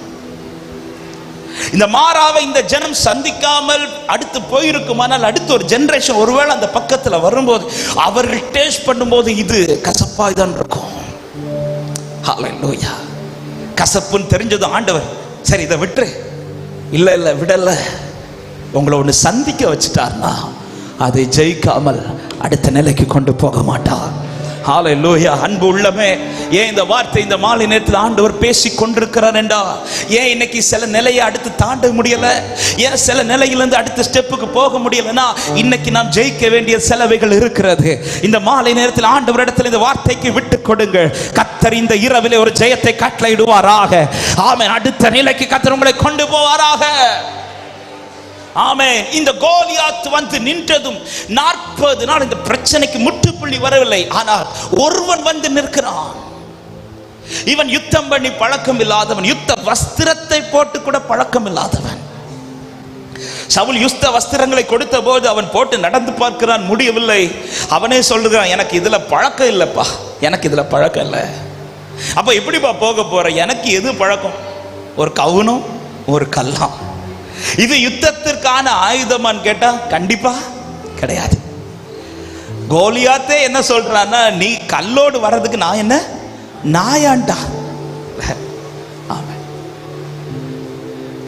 அப்ப யுத்தத்துக்கான ஆயுதம் அல்ல, யுத்தத்தில் பழக்கமும் கிடையாது. அப்படி போன இந்த தாவீதுக்கு எப்படி ஜெயிக்க முடிந்தது? எங்க ஒரு கல் எறிஞ்சு ஒருத்தர் சாகுவானாங்க. நம்ம கல் எறிஞ்சா மாங்காவே விழாது. அப்படி இருக்கும்போது ஒருத்தன் கல் எறிஞ்சு ஒரு பெரிய ஜைஜாண்டிக்க ஒரு கோலியாத்து நிற்கிறான்.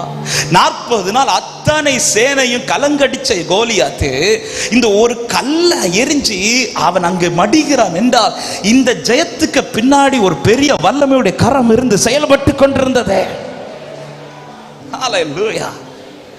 இப்படி ஒரு ஜெயத்தை இந்த தாவீது பெறுவதற்கு ரீசன் என்ன? இந்த ஜெயம் பிள்ளைகளாய் இருந்த பிறகும் சேனைக்கு ஜெயிக்க முடியாதது. அதே கூட்டத்தின் நடுவில் பிள்ளையாய் வந்த ஒரு தாவீது ஜெயம் எடுக்கிறான். அப்ப அந்த சேனையிடத்தில் வெளிப்படாத ஒன்று இந்த தாவீதினிடத்தில் வெளிப்படுகிறது. இந்த இடத்தில் அதுதான் இன்னைக்கு அநேகருடைய வாழ்க்கை இல்லாமல் போனது. இந்த வார்த்தையை நன்றாய் கவனிங்கள். ஆண்டவர் என்னோடு இடைப்பட்ட இந்த வார்த்தையை நான் அப்படியே சொல்ல விரும்புகிறேன். கோலியாத் வந்து நிற்க ரீசன் என்ன தெரியுமா? கோலியாத் வந்து நிற்கும் போது எப்படி நிற்பான்? தாவீது வந்ததும் கோலியாத் என்ன சொல்லி தாவீதை சபிக்கிறான் என்று வேதம் சொல்லுகிறது. 1 சாமுவேல் 17வது அதிகாரம், கர்த்தருக்கு மகிமை உண்டாவதாக, எடுத்து வாசிக்கலாம். 1 சாமுவேல் 17வது அதிகாரத்தின் 43வது வசனத்தை வாசியுங்கள். பெலிஸ்தன் தாவீதை பார்த்து, நீ தடிகளோடு என்னிடத்தில் வர நான் நாயா என்று சொல்லி அவன் தன் தேவர்களை கொண்டு தாவீதை சபித்தான். இனி இந்த வார்த்தை நல்ல கவனிங்க, ஆவிக்குரிய கண்ணோட்டத்தோடு சொல்ல விரும்புகிறேன். கோலியாத்துக்கு 40 நாட்களும் அத்தனை இஸ்ரவேல் சேனைக்கு முன்பாகவும் நிற்க முடிந்த ஒரு ரீசன் என்ன தெரியுமா? அவன் கையில் இருக்கிற ஈட்டினாலேயோ பட்டயத்தினாலேயோ கேடகத்தினாலேயோ அல்லது அவனுடைய பலத்தினாலேயோ, இது எல்லாமே பார்க்கிறவர்களுக்கு தெரியும். ஆனா ஆவிக்குரிய விதத்தில் பார்க்கும்போது அவன் எதனால நிற்கிறான் தெரியுமா? அவன் என்ன சொல்லி நிற்கிறான் தெரியுமா? தன்னுடைய பெயரை சொல்லி அல்ல நிற்கிறது, தன் தேவர்களின் நாமத்தை சொல்லி நிற்கிறான். தன் தேவர்களின் நாமத்தை சொல்லி இஸ்ரவேலின் சேனையை நிந்திக்கிறான், இஸ்ரவேலின் தேவனை நிந்திக்கிறான். பெலிஸ்தியரின் கூட்டத்தின் நடுவில் ஒருவன் எழுந்து தன் தேவர்களின் நாமத்தை சொல்லி நிற்கும் போது இஸ்ரவேல் சேனையிலிருந்து ஒருவன் கூட அவர் நாமத்தை சொல்லி நிற்கிறதற்கு இல்லை. ஹல்லேலூயா, ஆமென். இஸ்ரவேல் சேனை எல்லாரும் எதை பார்க்கறாங்க தெரியுமா? அவன் கையில் இருக்கிற ஆயுதத்தை பார்க்கறாங்க, அவன் பலத்தை பார்க்கறாங்க. ஆனா எதை பார்க்க விட்டுட்டாங்க தெரியுமா? தங்களோடு கூட இருக்கிற உன்னதமான நாமத்தை. என்னை ரொம்ப ஆச்சரியப்படுத்தினது, ஜீவனற்ற தேவருடைய நாமத்தை சொன்னவனுக்கே நிக்க முடியும்னா, நான் ஒரு நாமத்தை ஆராதிச்சிட்டு இருக்கிறேன், அவர் ஜீவனற்றவர் அல்ல, அவர் இன்றும் ஜீவனோடு இருக்கிற நாமமுடையவர், இந்த நாமத்திற்கு இணையான வேறொரு நாமம் இல்லை என்று சொல்றவங்க சத்தமாய் ஆமென் சொல்லுங்க பார்க்கலாம். ஹல்லேலூயா. ஒருவன் அந்த பக்கத்தில் ஜீவனற்ற தேவனுடைய நாமத்தை சொல்லி ஒருவன் நின்று கொண்டிருக்கும் போது இந்த சேனையிலிருந்து ஒருவன் கூட தன் தேவனுடைய நாமத்தை சொல்லி போய் நிற்கிறதற்கு எழும்பவில்லை. ஏன் எழும்பலன்னா அந்த நாமத்தை சொல்லி பழக்கம் இல்லை. தாவீது இப்பொழுது கவுனை கல்லை எடுத்துட்டு போறதா எல்லாருக்கும் தெரியும். ஆனா கோலியாத்து கிட்ட போய் என்ன சொல்லுவார் தெரியுமா? நான் கவுனோடு வரேனா சொல்லுவார், நான் கல்லோடு வரேனா சொல்லுவார்? இல்லை. அவர் சொல்லுகிற வார்த்தை நன்றாய் கவனிங்கள். 1 சாமுவேல் 17வது அதிகாரம். ஆமென். கோலியாத்தினிடத்தில் தாவீது சொல்லுகிற வார்த்தை 45வது வசனத்தை வாசியுங்கள். அதற்கு தாவீது பெலிஸ்தனை நோக்கி, நீ பட்டயத்தோடும் ஈட்டியோடும் கேடகத்தோடும் என்னிடத்தில் வருகிறாய், நானோ நீ நிந்தித்த இஸ்ரவேலுடைய ராணுவங்களின் தேவனாகிய சேனைகளுடைய கர்த்தரின் நாமத்திலே உன்னிடத்தில் வருகிறேன். சத்தமாய் ஆமென் சொல்லுங்க பார்க்கலாம். அத்தனை சேனைக்கும் நிற்க முடியாமல் ஒரு சின்ன பையனுக்கு இப்ப நிற்க முடிஞ்ச ரீசன் என்ன தெரியுமா?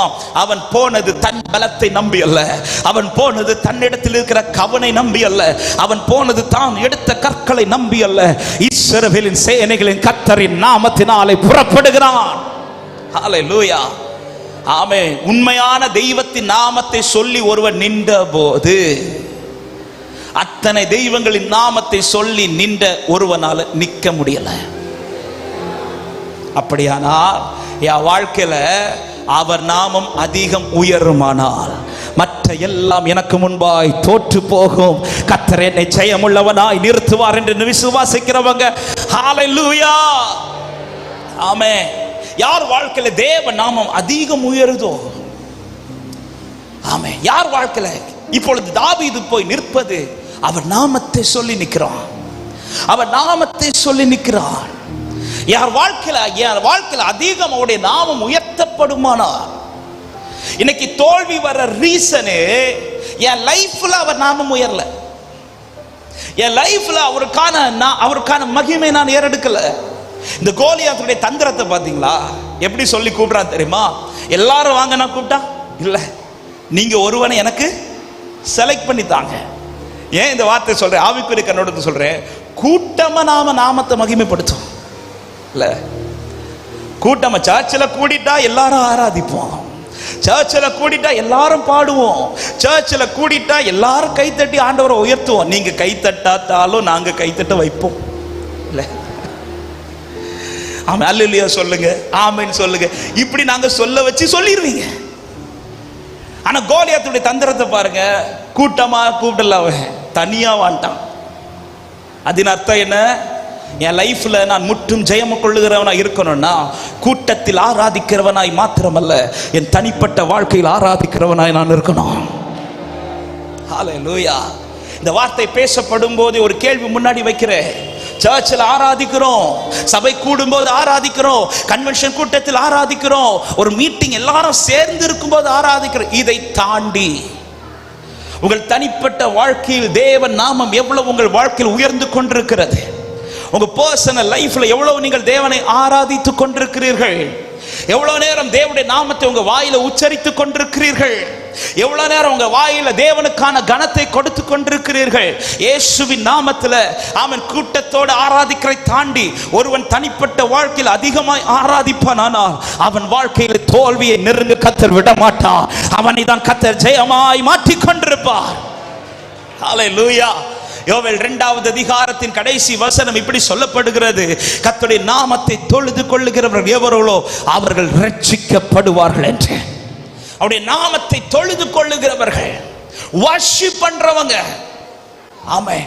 இன்னைக்கு பர்சனலா ஆண்டவருடைய நாமத்தை உயர்த்துகிற கூட்டம் இன்னைக்கு ரொம்ப குறைந்து கொண்டிருக்கிறது. பர்சனலா ஆண்டவரோடு ஆராதிக்கிற அனுபவங்கள், தனிப்பட்ட விதத்தில் தேவனுடைய நாமத்தை மகத்துவப்படுத்துவது. ஆமென். நீதிமான்களுடைய கூடாரத்தில் என்ன சத்தம் கேட்குமா? ரட்சிப்பின் கம்பீர சத்தம். என் கூடாரத்துக்குள்ள இந்த சத்தம் என்னைக்கு குறையுதோ அன்னைக்கு கோலியாத்தின் சத்தம் உயரும். ஆமென். ஒரு கோலியாத் வந்து நீ தாவீதுக்கு பொறுக்க முடியாத ரீசன் என்னன்னா, அவன் வந்து நிக்கிறது கூட விஷயம் கிடையாது. அவன் வந்து இஸ்ரவேலின் தேவனை நிந்திச்சதுதான் அவனுக்கு தாங்க முடியல. தாவீதுக்கு என்ன வைராக்கியம் வந்துட்டுனா, ஜீவனற்ற தெய்வத்தை ஆராதிக்கிற அவனுக்கு நிக்க முடியும்னா, ஜீவனுள்ள தேவனை ஆராதிக்கிற என்னால நிச்சயம் நிக்க முடியும். அதனால தன் பலனை பார்க்கல, தன் திறமையை பார்க்கல, தனக்கிட்ட என்ன இருக்குன்னு பார்க்கல. அவன் புறப்பட்டு போகிறான். போனது தன்னை நம்பினதினால் அல்ல, தன்னோடு இருக்கிறவரை நம்பினதினால. இந்த கான்ஃபிடன்ட் இருந்துச்சு தாவீது. இந்த நாளில் இந்த நேரத்தில் மாத்திரமல்ல அவன் நாமத்தை உயர்த்தினவன். எப்பொழுது நீங்க தாவீதை பார்த்தாலும் தாவீதே சொல்லுவார், கர்த்தரை நான் எக்காலத்திலும் ஸ்தோத்தரிப்பேன், அவர் துதி எப்போதும் என் வாயில் இருந்து கொண்டே இருக்கும். ஆமென். நான் இன்னைக்கெல்லாம் அது ரொம்ப பார்க்கறது குறைவு. ஆனா முன்னாடி எங்க அப்பா கிட்ட பார்த்துருக்கிறேன், எங்க அம்மா கிட்ட பார்த்துருக்கிறேன். நம்ம ஃபுல் காஸ்பல்ல பழைய ஊழியக்காரங்க நிறைய பேர் வாயில நான் பார்த்துருக்கிறேன். அவங்கள எப்போ பார்த்தாலும் ஏதோ அசை போட்டுட்டு இருக்கிற மாதிரியே இருக்கும். எத்தனை பேர் பார்த்துருக்கிறீங்கன்னு தெரியல, நான் பார்த்துருக்கிறேன். எனக்கு ஆரம்பத்தில் அது தெரியாது, என்ன இவங்க எப்போ பார்த்தாலும் அசை போட்டுட்டே இருக்கிறாங்க. நான் சின்ன வயசுலலாம் இருக்கும்போது சும்மா அவங்க வாயே பார்ப்பேன், என்ன இவங்க அசை போட்டுட்டே இருக்கிறாங்க. ஆமாம், அன்னைக்கு அவங்களுக்கு பலன் கிடையாது, ஒன்றும் பணம் கிடையாது, ஒன்றும் கிடையாது. ஆனால் எல்லாத்தையுமே ஈஸியாக ஜெயிச்சுட்டு போயிட்டே இருந்தாங்க. ஏன் ஜெயிச்சுட்டு போயிட்டு இருந்தாங்கன்னு இந்த அசை போடுவாங்க. ஒன்று என்ன அசை போடுவாங்க தெரியுமா?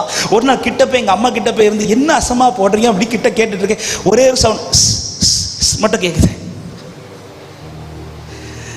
என்ன சொல்லிட்டே இருப்பாங்க தெரியுமா? ஸ்தோத்திரம் ஸ்தோத்திரம் ஸ்தோத்திரம். எப்பொழுதும் ஸ்தோத்திரம் பண்ணிட்டே இருப்பாங்க. அவங்க ஸ்தோத்திரம் போட்டு நெக காரியத்தை ஜெயிச்சிட்டாங்க. நம்ம இன்னைக்கு நிறைய தோக்கிறதுக்கு ரீசன் இந்த ஸ்தோத்திரம் வராததுனால, அவரை துதிக்கிற துதி வராததுனால.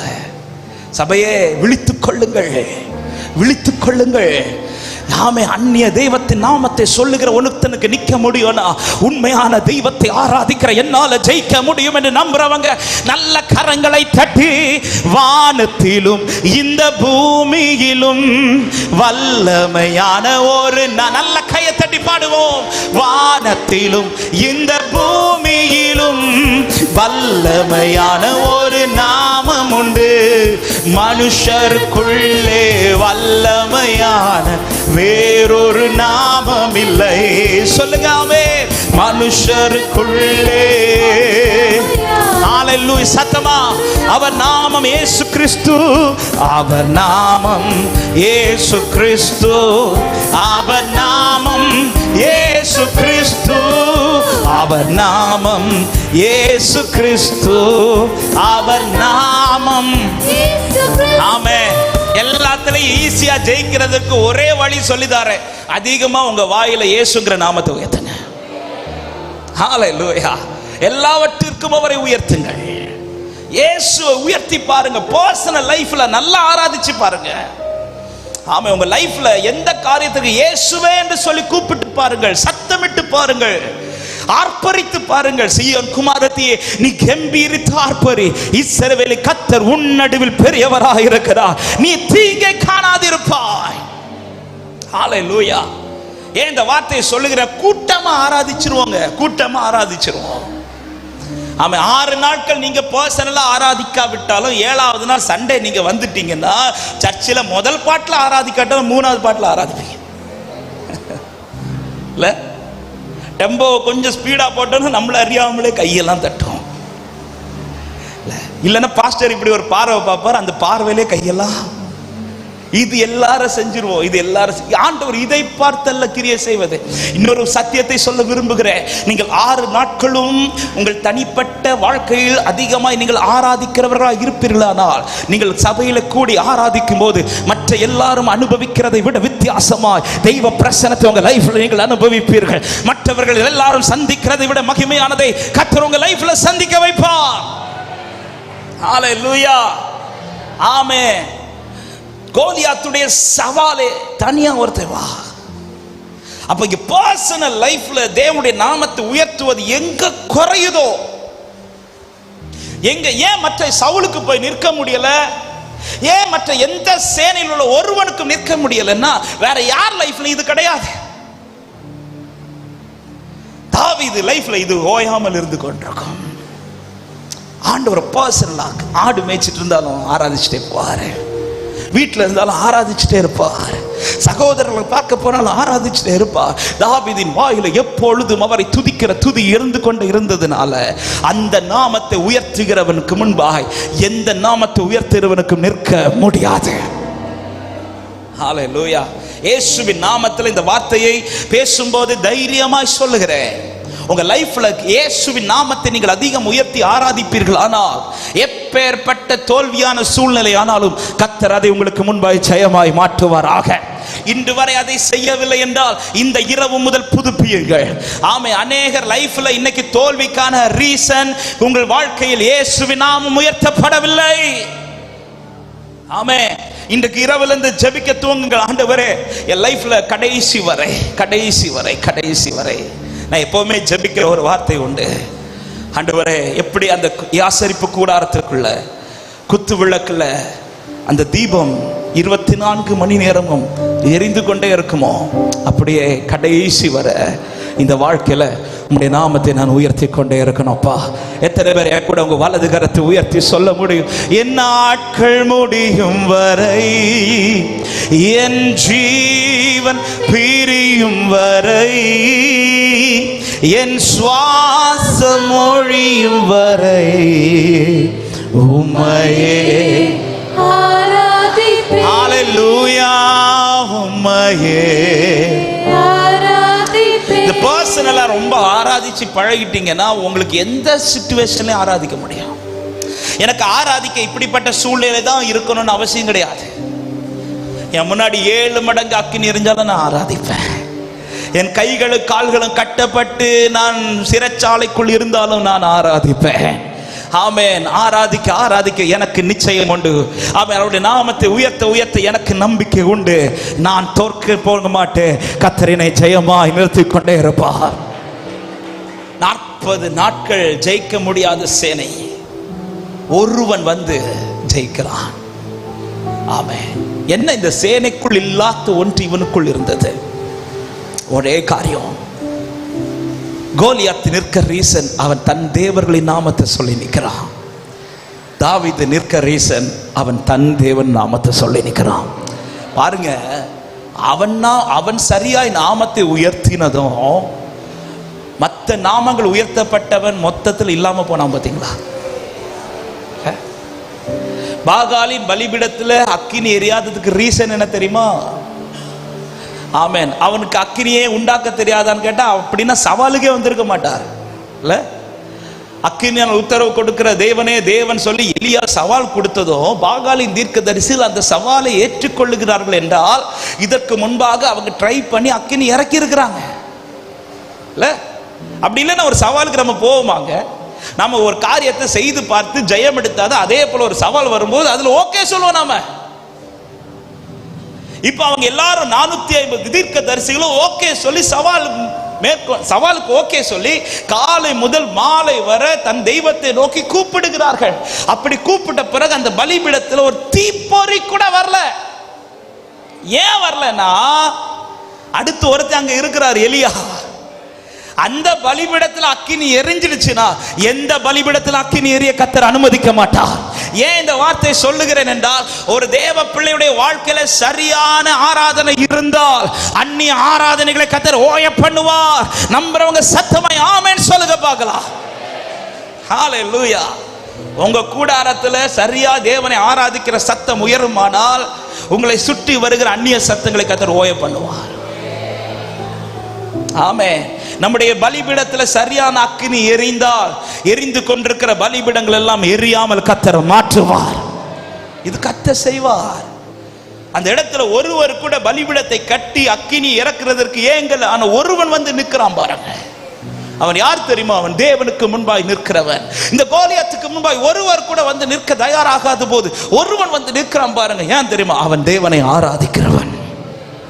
பர்சனலா ஆண்டவரோடு அதிகம் ஆராதிங்கள், அதிகமாய் தேவனை துதியுங்கள், அதிகமா உங்க வாயில இயேசு என்கிற நாமத்தை சொல்ல துவங்குங்கள். ஹalleluya.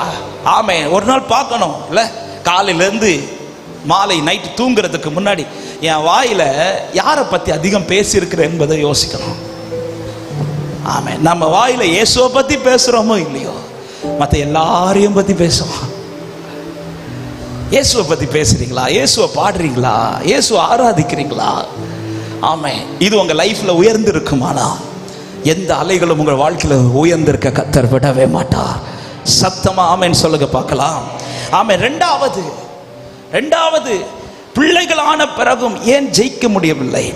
தானியேலை குறித்து ஒரு வார்த்தை இப்படி கொடுக்கப்பட்டிருக்கிறது. தானியேல் 6வது அதிகாரம் அதனுடைய 28வது வசனத்தை வாசிங்கள். தானியேல் 6வது அதிகாரம் அதனுடைய 28வது வசனம். தரியுவின் ராஜ்யபார காலத்திலும் பெர்சியனாகிய கோரேசுடைய ராஜ்யபார காலத்திலும் தானியேலின் காரியம் ஜெயமாயிருந்தது. தானியேலின் காரியம் ஜெயமாயிருந்தது. கரத்தை உயர்த்தி ஆமென் சொல்லுங்க பார்க்கலாம். இங்க 2 காலகட்டம் கொடுக்கப்பட்டிருக்கிறது. ஒன்று தரியுவின் ராஜ்யபார காலம், இரண்டாவது பெர்சியனாகிய கோரேசுடைய ராஜ்யபார காலம். இந்த 2 காலகட்டத்திலும் தானியேலுடைய காரியம் எப்படிதான் இருந்தது என்று வேதம் காண்பிக்கிறது என்றால், ஜெயமா இருந்தது என்று. அதன் அர்த்தம் என்ன? ஒரு தேவ பிள்ளை ஜெயிக்கிறதற்கு இந்த காலம்தான் அப்படின்னு சொல்ல தேவையில்லை. எந்த காலமா இருந்தாலும் எப்படிப்பட்ட சூழ்நிலை, அதை நான் ஆரம்பத்திலிருந்தே சொல்லிக் கொண்டிருக்கிறேன். தேவனால் பிறப்பது எல்லாம் உலகத்தை ஜெயிக்கிறவர்களா இருப்பார்கள். அவங்களுக்கு இப்படிப்பட்ட சூழ்நிலை தான் இருக்க வேண்டும் என்று அவசியம் இல்லை. அவங்களுக்கு இப்படிப்பட்ட காலம் தான் இருக்க வேண்டும் என்று அவசியம் இல்லை. ஆமென். இந்த சத்தத்தை கேட்கிற ஒவ்வொருவருக்கும் சொல்லுகிறேன், வாலிப பிள்ளைகளுக்கும் சொல்லுகிறேன், நீ வளர்கிறது எந்த சூழ்நிலையானாலும் இருக்கலாம், அது பரவாயில்லை. நீ கர்த்தருடையவனா இருப்பாயானால் எந்த காலமானாலும் உன் வாழ்க்கை கர்த்தர் ஜெயமாய் நிறுத்த உண்மை உள்ளவராக இருக்கிறார். பெரியவர்களே, அன்பு தகப்பன்மார்களே, தாய்மார்களே, அன்பு சகோதர சகோதரிகளே, எந்த சூழ்நிலை இருக்க வேண்டும் என்ற அவசியம் இல்லை. எப்பேற்பட்ட சூழ்நிலையானாலும் என் காரியத்தை கர்த்தர் ஜெயமாய் மாற்றுவார். பாருங்க, தானியேல் இப்பொழுது இருக்கிற காலகட்டம் 2 காலகட்டத்தை சந்திக்கிறார். 2 ராஜாக்கள் கீழே இருப்பது தன் சொந்த தேசத்திலும் அல்ல, அந்நிய தேசத்துல அடிமையாய் கொண்டு போகப்பட்டவன். ஆமா, அப்ப அந்த சிச்சுவேஷன் எப்படி இருக்கும்னு பாருங்க. 2 ராஜாக்கள் காலத்தை சந்திக்கிறான். தான் இருப்பது தன் சொந்த தேசத்தில் அல்ல, அந்நிய தேசத்தில் இருக்கிறான். அவனுக்கு இஷ்டம் போலலாம் இங்க வாழ முடியாது, அங்க இருக்கிற கட்டளைக்கு கீழே தான் வாழ முடியும். இப்படிப்பட்ட சூழ்நிலையிலும் தானியேலை குறித்து வேதம் சொல்லுகிறது, அவன் காரியத்தை கர்த்தர் ஜெயமாய் மாற்றினார் என்று. தன் சொந்த தேசத்தில் தேவனுக்கு கீழே எனக்கு இஷ்டமானதெல்லாம் செய்கிற ஒரு சூழ்நிலை என்றால் நான் என் காரியம் ஜெயமா இருக்கிறது அது சுலபம், அது ஈஸி. ஆனா தானியேலுடைய விஷயம் அப்படி கிடையாது. எந்த பக்கத்திலையும் எந்த ஃபேவருமே கிடையாது. தான் இருப்பது அந்நிய தேசத்தில், தான் சந்திக்கிறது 2 காலகட்டம், 2 ராஜாக்கள் கீழே இருக்கிறா. தனக்கு இஷ்டம் போல எதையும் செய்ய முடியாது, அங்க செல்றதா இவன் செய்யணும். அப்படி இருந்த பிறகும் தானியேலை குறித்து வேதம் சொல்லுகிறது, அவன் தோற்று போகவில்லை. அவன் காரியத்தை கர்த்தர் ஜெயமாய் மாற்றினார் என்றால் என்னை எந்த சூழ்நிலை கர்த்தர் ஜெயமாய் நிறுத்த வல்லவராக இருக்கிறார். அப்ப இங்க தானியேல் ஜெயமாய் இருப்பதின் காரணம் என்ன? தானியேலின் காரியம் மட்டும் ஜெயமாய் இருக்கிறதற்கு ரீசன் என்ன? தானியேலை குறித்து அநேகம் இந்த பகுதியில் பேசலாம். ஆனாலும் இந்த மாலை நேரத்திலே கர்த்தர் பேச வைக்கும்படி உணர்த்தின 2வது விஷயம், இந்த வார்த்தை எப்பொழுது எழுதப்படுகிறது என்றால் இதற்கு முன்பாக ஒரு சம்பவம் நடக்கிறது. அதுதான் ஆராதனை நேரத்திலும் அருமையான பாஸ்டர் சொல்லி ஜெபித்தார்கள், ஆராதித்தார்கள். நீ இடைவிடாமல் ஆராதிக்கிற தேவன் உன்னை தப்புவித்தாரா என்று சொல்லி கேட்கும்போது தானியேல் சொல்கிறார், ஆம் ராஜாவே, கர்த்தர் என்னை தப்புவித்தார். இப்படி ஒரு சூழ்நிலை வருகிறது. என்ன சூழ்நிலை? சிங்க கேபிக்குள் போகிறார். சிங்கத்தின் கேபிக்கு வாய்க்கு கிட்ட போன பிறகு ஒரு சேதம் இல்லை. ஏன் இந்த சூழ்நிலை வருகிறது என்றால், தானியேலுடைய வாழ்க்கையில் ஒரு காரியம் தவறாமல் இருந்து கொண்டிருந்தது. அதுதான் தானியேலின் புஸ்தகம் 6வது அதிகாரம். இந்த வசனத்தை வாசிக்கலாம். தானியேல் 6வது அதிகாரம். கர்த்தருக்கு மகிமை உண்டாவதாக. அதுல 7வது வசனத்தை வாசிங்க. 7வது வசனம் முதல் வாசிங்க. எவனாகிலும் 30 நாள் வரையில் ராஜாவாகிய உம்மை தவிர எந்த தேவனை ஆனாலும் மனுஷனை ஆனாலும் நோக்கி யாதொரு காரியத்தை குறித்து விண்ணப்பம் பண்ணினால் அவன் சிங்கங்களின் கெபியிலே போடப்பட ராஜா கட்டளை பிறப்பித்து உறுதியான தாக்கீது செய்ய வேண்டும் என்று ராஜ்யத்தினுடைய எல்லா பிரதானிகளும் தேசாதிபதிகளும் பிரபுக்களும் மந்திரிமார்களும் தலைவர்களும் ஆலோசனை பண்ணிக்கொண்டு இப்பொழுது ராஜாவினிடத்தில் போய் ஒப்பந்த கையெழுத்து வாங்கி விட்டார்கள். 9வது வசனம் சொல்லப்படுகிறது, பத்திரத்துக்கு கையெழுத்து வைத்தான் என்று சொல்லிட்டு 10வது வசனத்தை வாசியுங்கள். தானியேலோ வென்றால் அந்த பத்திரத்துக்கு கையெழுத்து வைக்கப்பட்டது என்று அறிந்த போதிலும் தன் வீட்டுக்குள்ளே போய் தன் மேல் அறையிலே எருசலேமுக்கு நேராக பலகணிகளை திறந்திருக்க அங்கே தான் முன் செய்து வந்தபடியே தினம் 3 வேளையும் தன் தேவனுக்கு முன்பாக முழங்காற்படியிட்டு ஜெபம் பண்ணி ஸ்தோத்திரம் செலுத்தினான். கரங்களை உயர்த்தி ஆமென் சொல்லுங்க பார்க்கலாம். தானியேலின் காரியம் ஜெயமா இருப்பதின் காரணம், அவன் தேவனை தேடுவதை ஒரு நாளும் விட்டு விடவில்லை. ஆமென் சொல்லுங்க பார்க்கலாம். தேவனை தேடுவதை விட்டு விடவில்லை. முதலாவது சொன்னேன், பிள்ளைகளாய் இருந்த பிறகு ஏன் இஸ்ரவேல் சேனைக்கு ஜெயம் எடுக்க முடியவில்லை என்றால், அவர்கள் தேவனை துதிக்கிறவர்களாய் இல்லாமல் இருந்தார்கள். ஆனால் தேவனை துதிக்கிற, தேவன் நாமத்தை உயர்த்துகிற ஒருவர் வந்த போது, ஆமென், தோற்ற இடத்துல, ஜெயிக்க முடியாத இடத்துல அவனை கொண்டு கர்த்தர் ஜெயத்தை கட்டளையிட்டார். இங்கே தானியேலின் காரியம் ஜெயமா இருப்பதற்கு காரணம், அவன் தேவனை தேடுவதில் உறுதியா இருந்தான். அதை இப்படி சொல்ல போனால், தன் தேவனோடு உள்ள உறவை ஒரு நாள் கூட நஷ்டப்படுத்தல. வேதம் அழகாய் காண்பித்து தரு, தான் முன் செய்து வந்தபடி. இதுக்கு முன்னாடி அவன் எப்படி தேவனை தேடினானோ அதே தேடல் தான் பிரச்சனை இருக்கும் போது தேடுறான். ஆனா நமக்கு என்ன விசேஷம்னா, பிரச்சனை வந்தாதான் தேடுவோம். தானியேல் பிரச்சனை வந்து அதனால தேட தொடங்கினான், அப்படி சொல்லல பைபிள். அவன் தான் முன் செய்து வந்தபடியே. அவன் பிரச்சனை இருந்தாலும் தேடுவான், அவன் பிரச்சனை இல்லாட்டாலும் கர்த்தரை தான் தேடுவான்.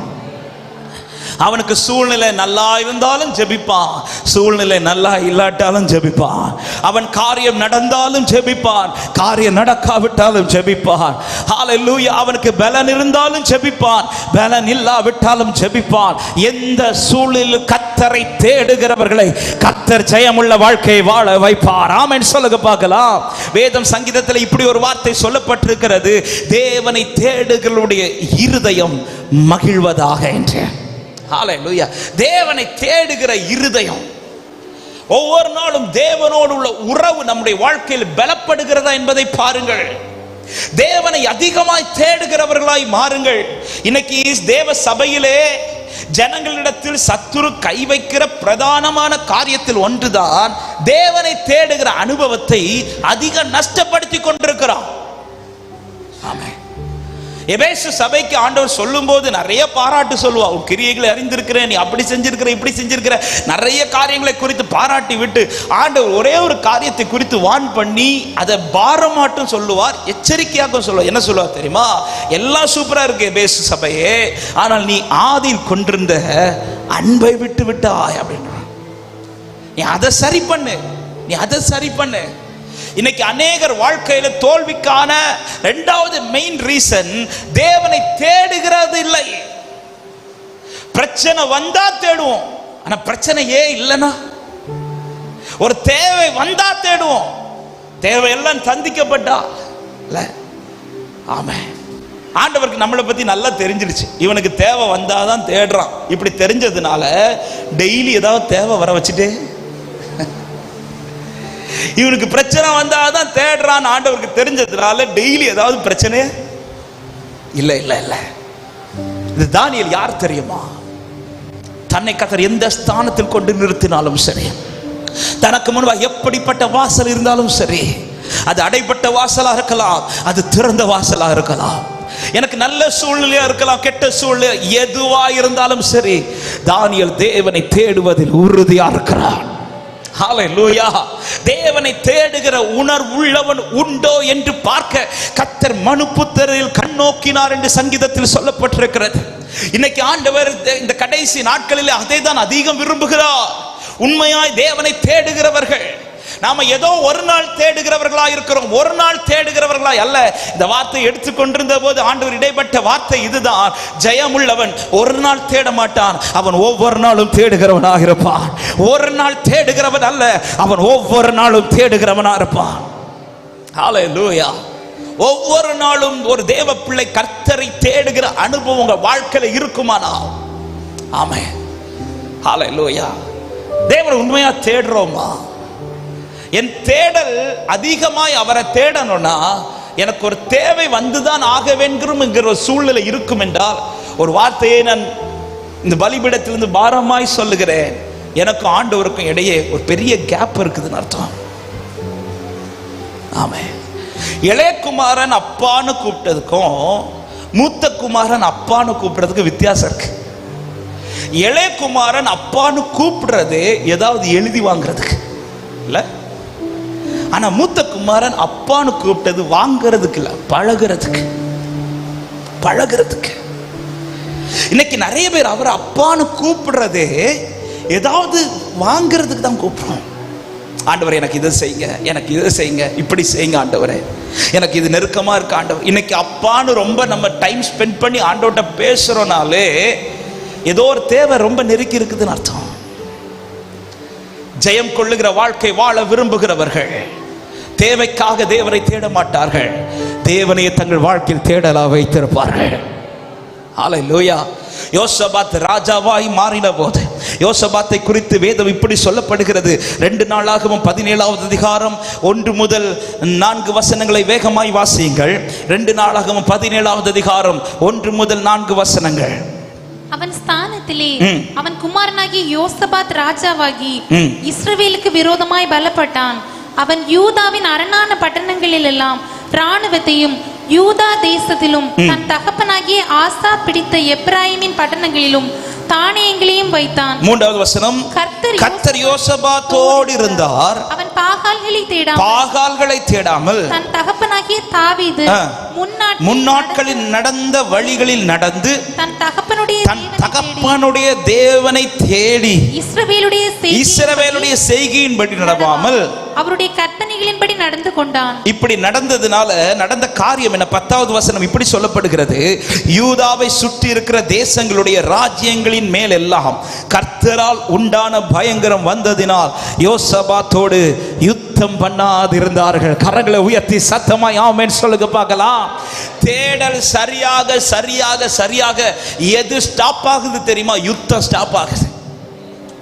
என் வாழ்க்கையில தேவனை தேடுகிற அனுபவம் அதிகமாகுமானால், என் வாழ்க்கையில் தேவனை தேடுகிற அனுபவம் ஒரு நாளும் குறையாமல் இருக்குமானால், என் வாழ்க்கையில போராட நினைக்கிறவர்களும் பயப்படத்தக்கத ஒரு தெய்வ பயங்கரத்தை கர்த்தர் உண்டாக்குவார். ஹல்லேலூயா. இன்னைக்கு ஏன் சத்துருக்கு ஈஸியா நம்ம கோட்டைக்குள்ள வந்து போராடுறதுக்கு அவனுக்கு நிக்க முடியுதுன்னா, தேவனால் உண்டான பயங்கரம் நம்மை சுற்றி இல்லை.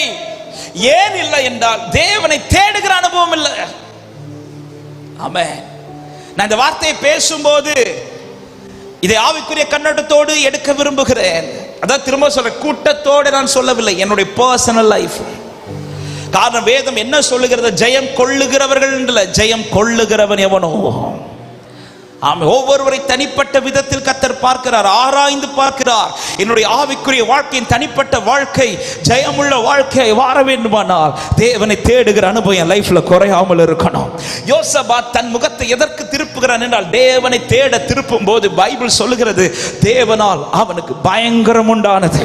அப்படி பயங்கரம் உண்டானதினால் யுத்தம் பண்ணாது இருந்தார்கள்.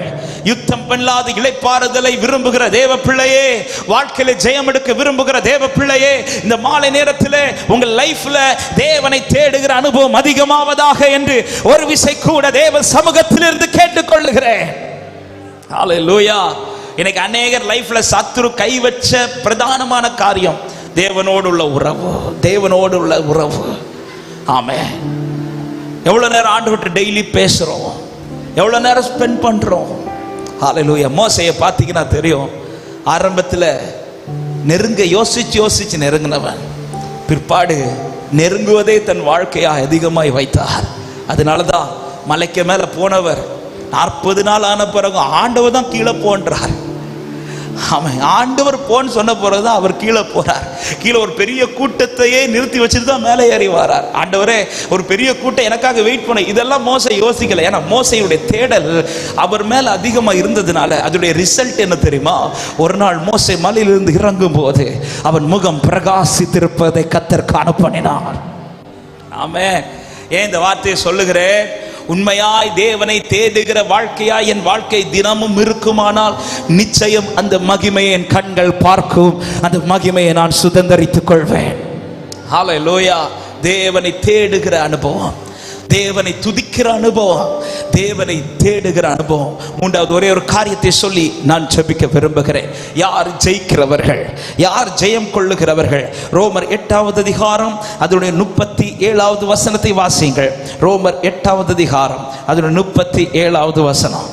இவை எல்லாவற்றிலேயும் நாம் நம்மில் அன்பு